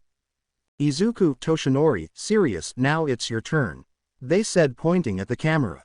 Everyone started praising All Might and Izuku, but Melissa started to cry when she understood the hint, but Bakugo stared at her when he saw her reaction, only to then go back to watching the broadcast, concentrating on nothing but the guard with a serious look. He activated the smoke screen with his left hand and with all his willpower he activated the power accumulation at 30% plus black whip with his left arm and left there before the other heroes arrived. Bakugo house. Izuku took longer than usual to get home because of his wound and he entered with difficulty through the window and then put a lot of bandages on his right arm. Izuku, a little annoyed, this will be a problem, he thought, looking at his purple arm. Days later, All Might announced his retirement. This caused a great impact on everyone. Bakugo on the other hand returned home safe and sound, but the older Bakugo noticed that he was distant with Izuku these days, although they also noticed that Izuku didn't leave his room much. At the moment, Bakugo was walking down the hallway of his house until he knocked on Izuku's room door. Bakugo, serious, let me inside. After a few seconds of silence he began to get annoying until they finally opened the door, looking at Izuku with a serious look who was wearing a long-sleeved shirt to hide his purple arm. Izuku, calm, what's wrong Katsuki? Asked. Katsuki, serious, tell me the truth. Said. Izuku, confused, what do you mean? He was interrupted. Bakugo, angry, you're the watchman, right? Asked. This question made Izuku get serious. Izuku, serious, I don't know what you're talking about. Said. Bakugo, angry, oh no. What are you explaining to me about this? He asked for a second after hitting Izuku's right arm hard. This caused Izuku to groan in pain and pull at the sleeve on his right arm which was covered in bandages. Bakugo, angry, and how do you explain this? I asked, referring to Izuku's purple arm. Izuku, recovering from the pain caused by Bakugo, only sighed. Izuku, serious, yes, I am. He lowered his head. Bakugo hit Izuku on the head like when Mitsuki hits Bakugo. Bakugo, angry, you're an idiot, you know that. What were you thinking about being a vigilante? Asked. Izuku, serious, I have my reasons. Said. Bakugo, serious, tell me those reasons, if you don't want your arm to explode. He threatened by creating small explosions. After the threat, he had no choice but to tell him everything. When he means everything, he means everything he has done as a security guard as motivation. Bakugo, serious, in short, All Might broke your dream of being a hero. Not only that, but you also knew about his injury, and you say that you dreamed about your dead mother and you made her the promise to protect everyone within your reach. He concluded by looking at Izuku. He remained silent and nodded his head, making Bakugo just give a huge sigh. Bakugo, serious, fine, I won't say anything. Said Izuku, confused. Said. Bakugo, serious. It not only harms you but everyone around you, me, my parents and the blonde. Said. Izuku, a little calm. Thank you for understanding. Katsuki said. Bakugo, serious. Whatever, although I think you should tell your girlfriend. The blonde said the last thing with mockery. Izuku, annoyed. Just shut up. Said. Both of them began to laugh for a few seconds of silence. A little while later Izuku knew that Bakugo was right. He has to tell Melissa the truth after all. What kind of friend doesn't tell the truth to his friends? So Izuku made the decision to tell Melissa. The only problem was that he didn't have her contact information so he could text her or tell her where to meet up to tell her, so he figured he'd have to wait until they got back to school and tell her. He kept thinking about all the possible possibilities for so long that it went dark. Izuku, calm. Did I really think too much about how to tell Melissa I'm a vigilante? Well, I'll think about it again tomorrow, he thought. He put on his pajamas and fell asleep in a matter of seconds. The next day, everything seemed normal in the Bakugo house until someone rang the doorbell. This seemed strange to the Bakugo since they were not expecting visitors. So when they opened the door they found All Might and Aizawa. Aizawa, tired. We're here to talk about the dormitory issue at UA, said. After their clarification, the Bakugo let the teachers pass. A few minutes. Mitsuki, happy, of course. We're counting on you, he said while hitting Katsuki. Bakugo, angry. Damn it, why are you hitting me? He asked, shouting. Mitsuki hit Bakugo again, this time angrily. Mitsuki, angry, shut up, you caused so many problems. Not only that but you were weak and got captured. Shout. While they continued shouting at each other, Masaru tried to calm them down, while Izuku just stood there quietly watching everything and then gave himself a face slap. Toshinori, a little nervous. How does young Midoriya survive this terrifying family? He thought. Aizawa, tired. Do you agree with the proposal I told you? Asked. Mitsuki, calm. Yeah, about that, the truth is we agree. Regarding the dorms, as long as Izuku is there, he can stay safe. Said while with Katsuki the truth is that he was always praised for having a good quirk and that made his ego rise too much, but the truth is that months before entering the UA he began to change, which makes me very happy, and when I heard the news of his disappearance I was really worried, but he was able to return safe and sound. He stroked Bakugo's head, annoying the aforementioned. Here Mitsuki says the same thing as in the anime and also forces Katsuki to bow. Toshinori. Happy. Can I buy you a drink? I ask in a whisper to Aizawa, but Izuku could also hear it, making him have a neutral face, left finger like that. Once everything was clear, All Might and Aizawa left the house, but Bakugo followed All Might. Bakugo, seriously? Hey. All Might. Toshinori turned around to see Bakugo. What is the blonde shield for you? Asked. This surprised All Might, but he didn't show it so as not to arouse any suspicion. Toshinori, serious, he is my student as you are too, said. Bakugo, serious, I see. It wasn't the answer I was thinking of, but thanks, he said before entering his house again. Once Bakugo left, Izuku approached All Might. Izuku, serious, All Might, if you see Melissa tell her I'll see her at Dagoba Park tomorrow at 12. I whisper, but Toshinori does hear everything. This confused him a little, but he just nodded. The next day, Izuku was looking at the sea from the beach waiting for Melissa. Calm. Hello, Izuku said. Izuku turned around to see the person who spoke to him. Izuku, calm. Hello, Melissa said. Melissa, a little confused. And why did you call him? Asked. Izuku, a little serious, I have to tell you something, even though I think you may already know, but I thought I should tell you on my own, he said, then approached Melissa and whispered in her ear. I am the vigilante Kurayatami. This left Melissa in shock, although she had her suspicions when she saw his hair at the end of the broadcast in his battle with All Might against All for One, but she didn't think she was going to be right. Melissa, surprised. What? He asked, shouting, how come? She was silenced by Izuku because he put his hand on her mouth. Izuku, serious, if you keep shouting we'll attract attention, he said as he took his hand away from Melissa's mouth. She just nodded and sighed to calm herself. Melissa, a little calmer, how come you're the security guard? I ask in a whisper. And that's how Izuku began to tell Melissa everything, from All Might, which she already knew from the aforementioned, to his fight against All for One and that his right arm is purple. Melissa took a while to process the information given by Izuku until she gave him a soft hug, surprising the aforementioned. Izuku surprised Melissa. What, how? He was interrupted. Melissa, sad. Why didn't you tell me before? She asked, still hugging him, letting a few small tears fall. Izuku, a little calmer, I thought if I told you, you would have told me that he'd stop being a security guard because of how dangerous it is. He said while stroking Melissa's head to reassure her. Melissa, a little calmer, well, of course. But, now I understand why you do it and I know I can't stop you, so promise me you'll take care of yourself, said.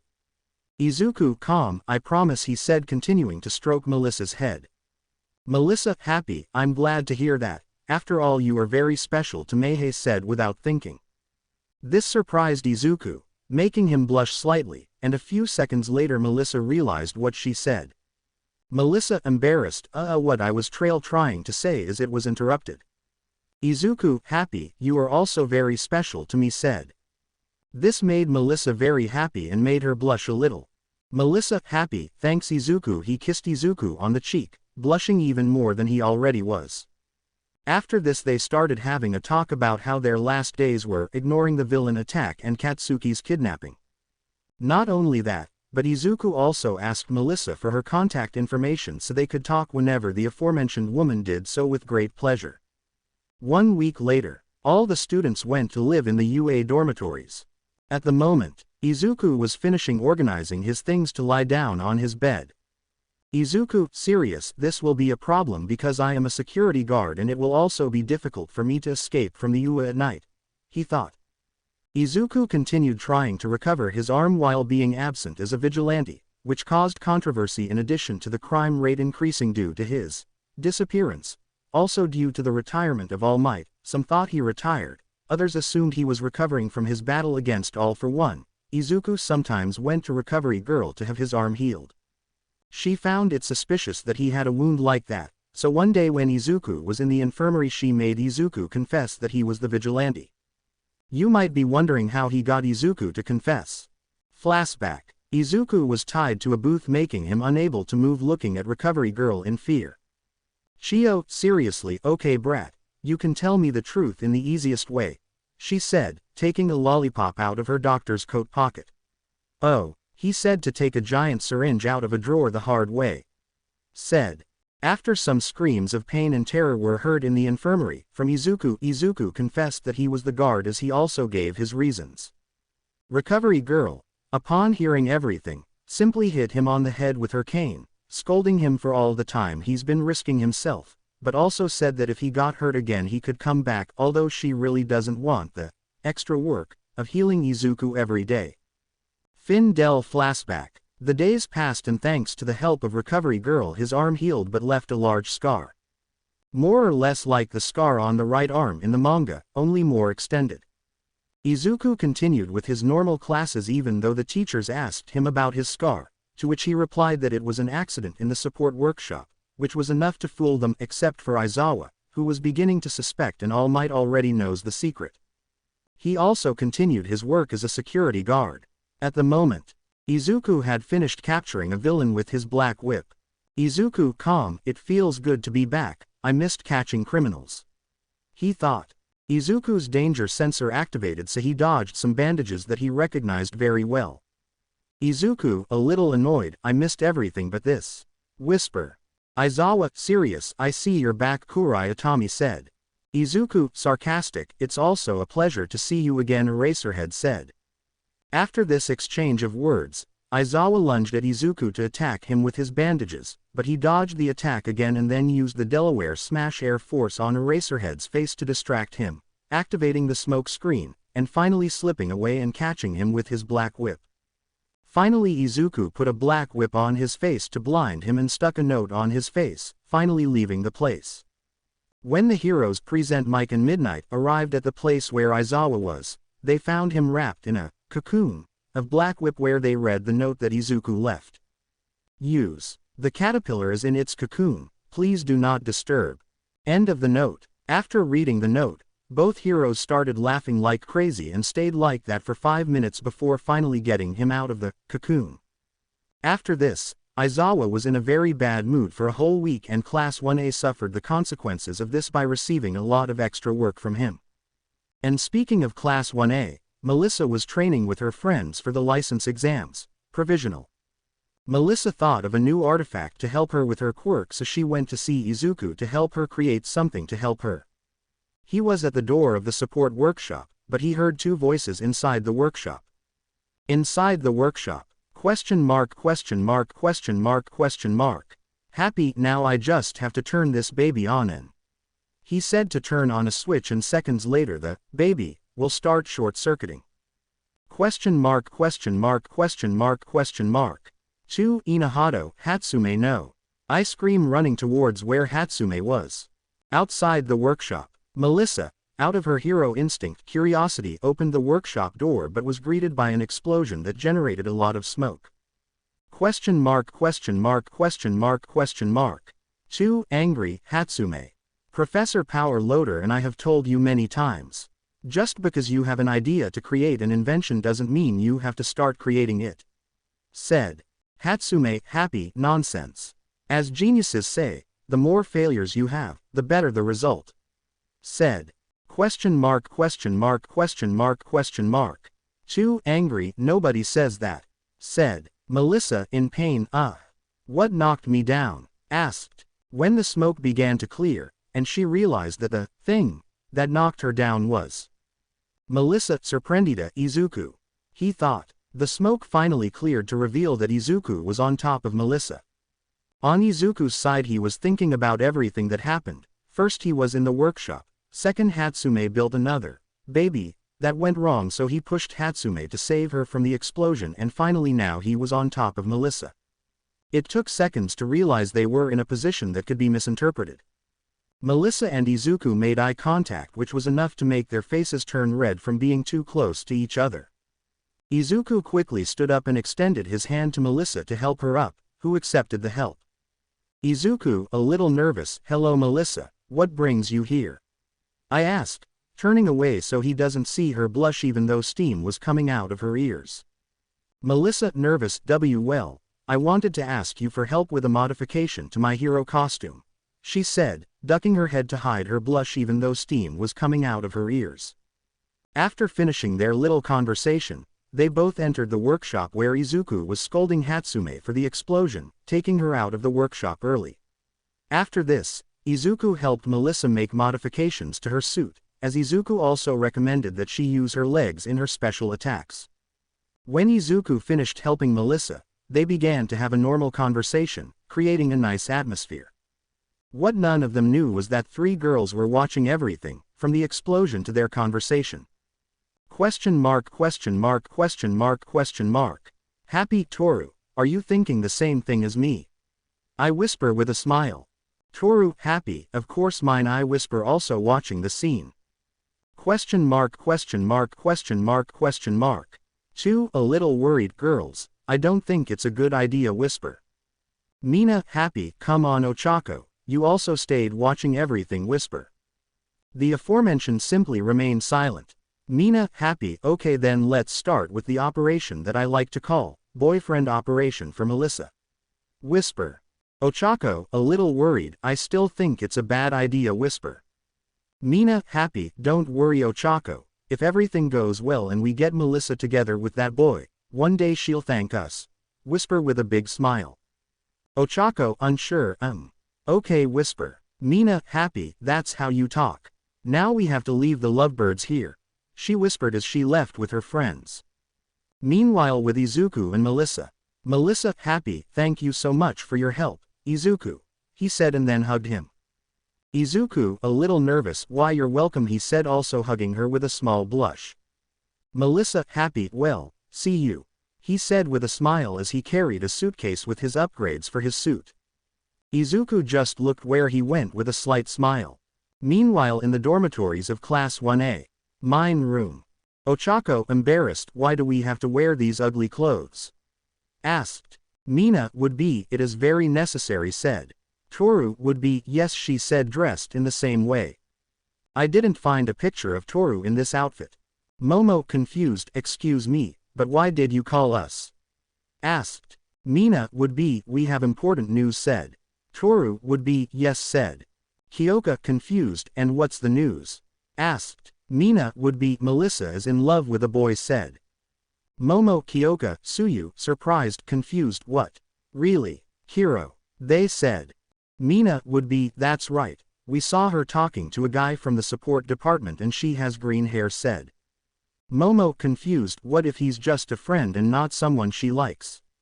Asked. Mina, would be, nonsense, I know what we saw and we are sure that they like each other, said.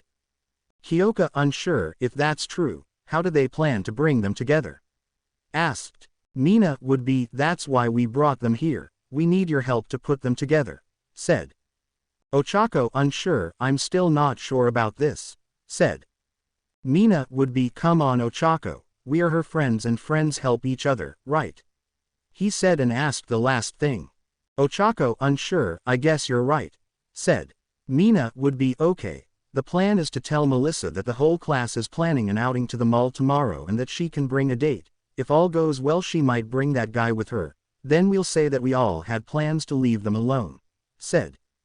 Momo, a little surprised, it seems that when it comes to these things she is an expert. He thought, okay, let's help, said. Mina, happy, great. Now we just have to put the plan into action, said. After this the girls, except Mina, returned to their rooms. Melissa had already arrived at the dorms where she met Mina, who was wearing casual clothes. Mina, happy, hello Melissa, said. Melissa, happy, hello, my girl, said. Mina, happy, hey, the whole class is going to the mall tomorrow, do you want to come with us? He said the first and last thing as a question. Melissa, happy, okay, sounds fun, said. Mina, happy, great. You can also bring someone else if you like, said. Melissa, happy, okay, said. Maybe Izuku would like to go. He thought this last thing. Mina, happy, okay. See you tomorrow at 3, he said as he said goodbye to Melissa. Melissa, happy, yes, he said as he went to his room and lay down on his bed and then took his cell phone and entered the chat he had with Izuku. Chat. Melissa, happy, hello Izuku, wrote. Izuku, calm, hello Melissa, wrote.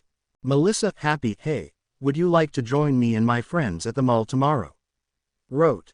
Izuku calm, sure, I need a break from being a vigilante once in a while, wrote. Melissa happy, okay, it's at 3. Wrote. Izuku calm, okay, see you tomorrow, wrote. Melissa happy, yes. Wrote. That was the end of the conversation between them. The next day, shopping center 2:58 p.m. Melissa was sitting on a bench waiting for her friends until she received a message from Mina. Message. Mina calmly, hi Melissa. Sorry but the boys and I had to attend to emergencies at the last second so we won't be able to accompany you, sorry, wrote.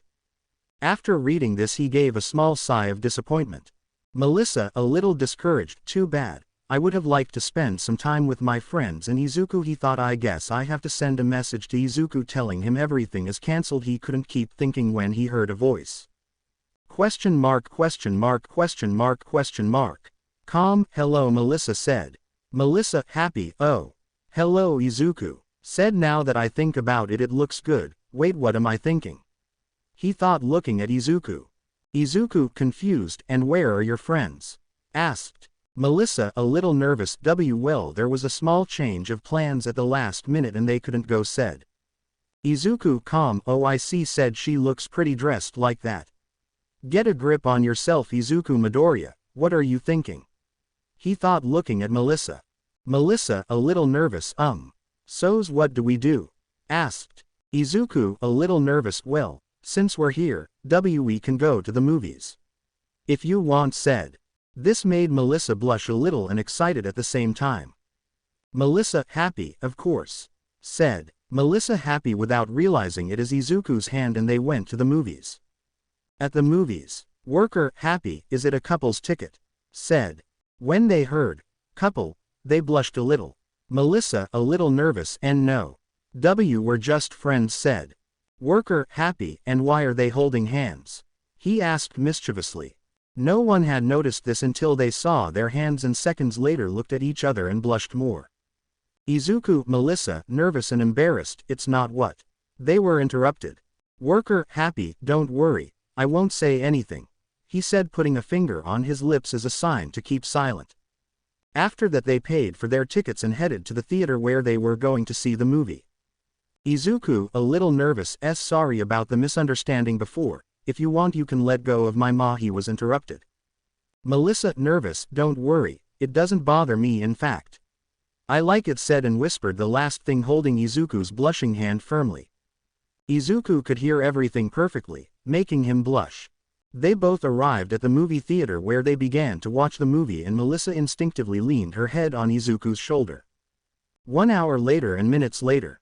The movie had ended and they both left the theater holding hands. Izuku calm, so. What would you like to do now? He asked looking at her. Melissa a little nervous, Before everyone else cancelled I had this idea that the girls and I would go try on clothes while you got to know my friends best.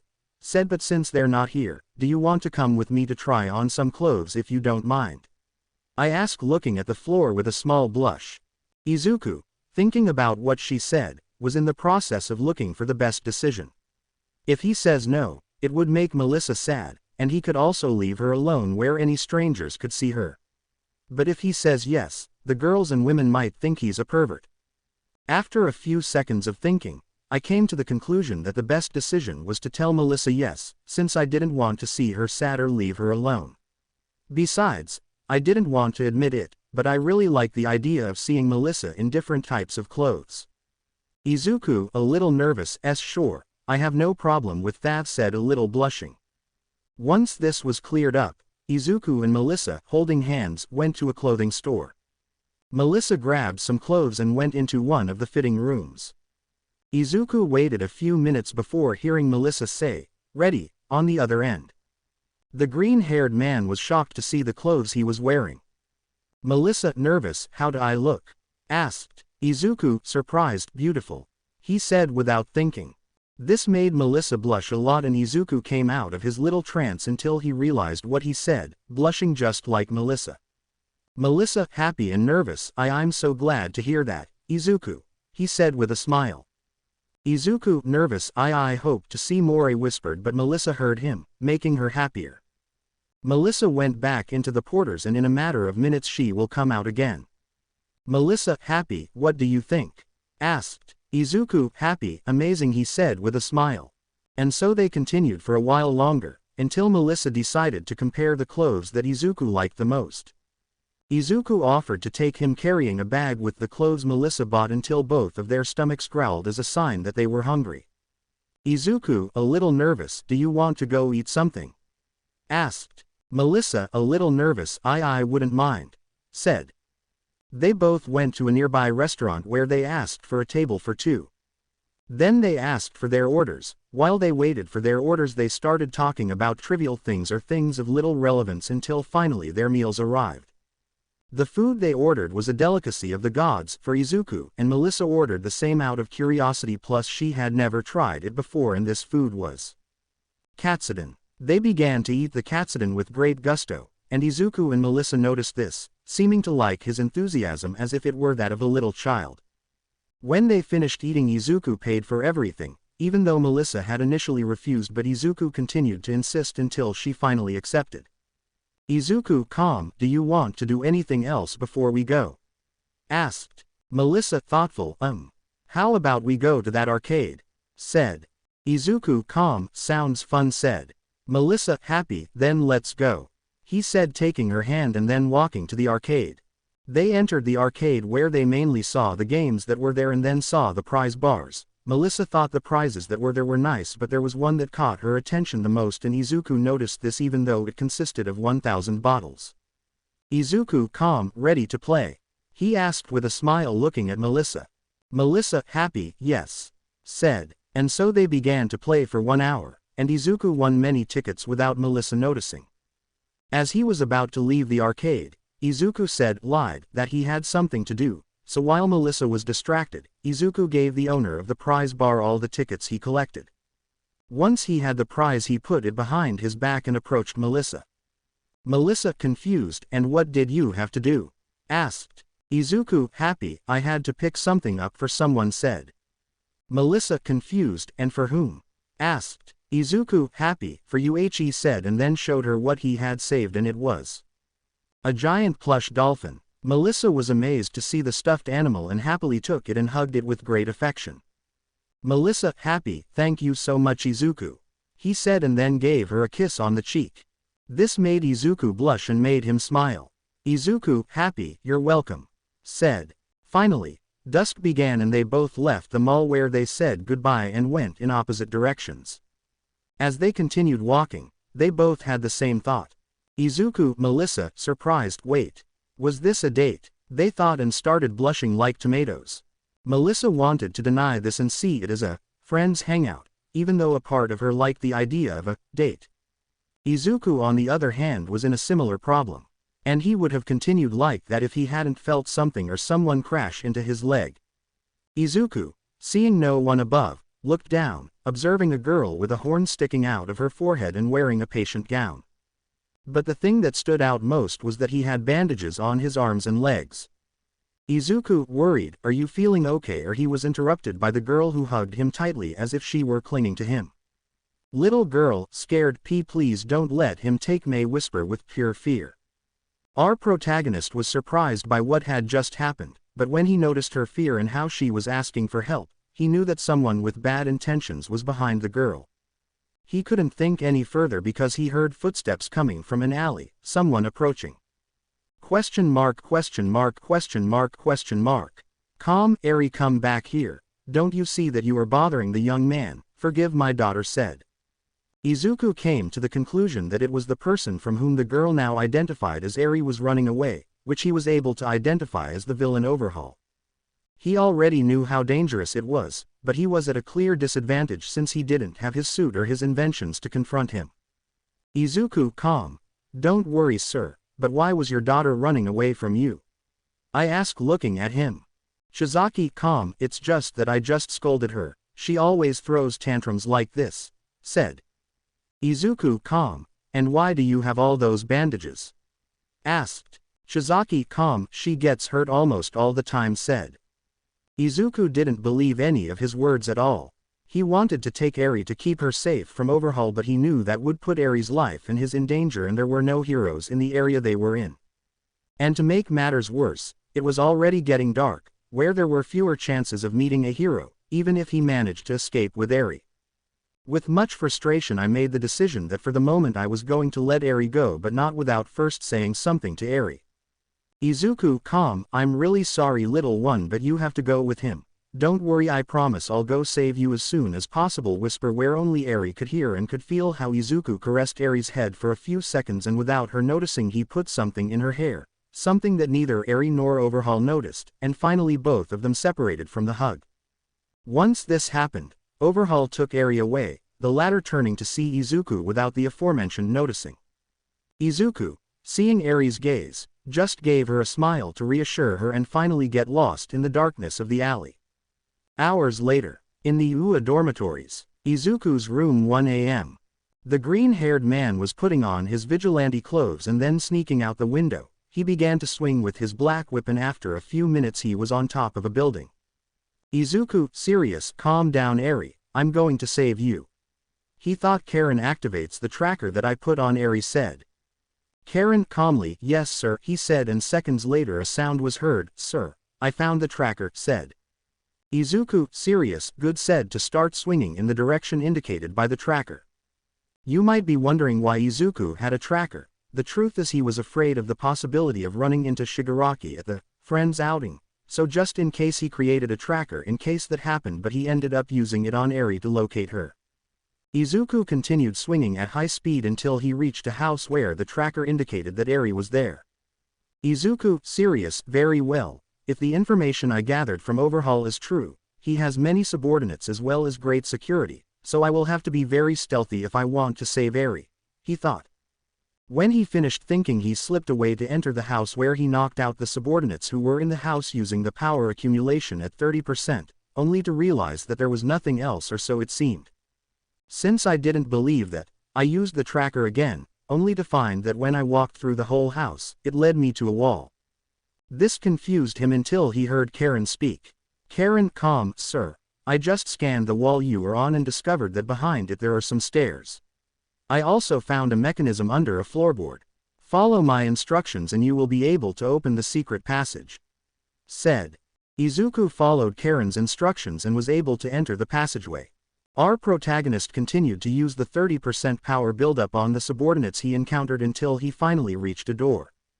When she opened the door she found Eri, who was asleep, but when she heard the sound of the door opening she woke up only to see Izuku in his vigilante suit, and by his appearance she thought he wanted to hurt her, which scared her. Izuku didn't understand for a few seconds the reason for her reaction until he realized it was the suit, so he just stayed silent and slowly removed his mask to reveal to Eri that he was the boy with whom he promised to return to save her. Eri, surprised and shy, is that you? Asked. Izuku, calm, that's right Eri, I promised you I would come back for you, he said, approaching Eri, who hugged Izuku, and he responded with warmth to calm her down. When they broke the hug, Izuku put his mask back on and then picked up Eri and left the room.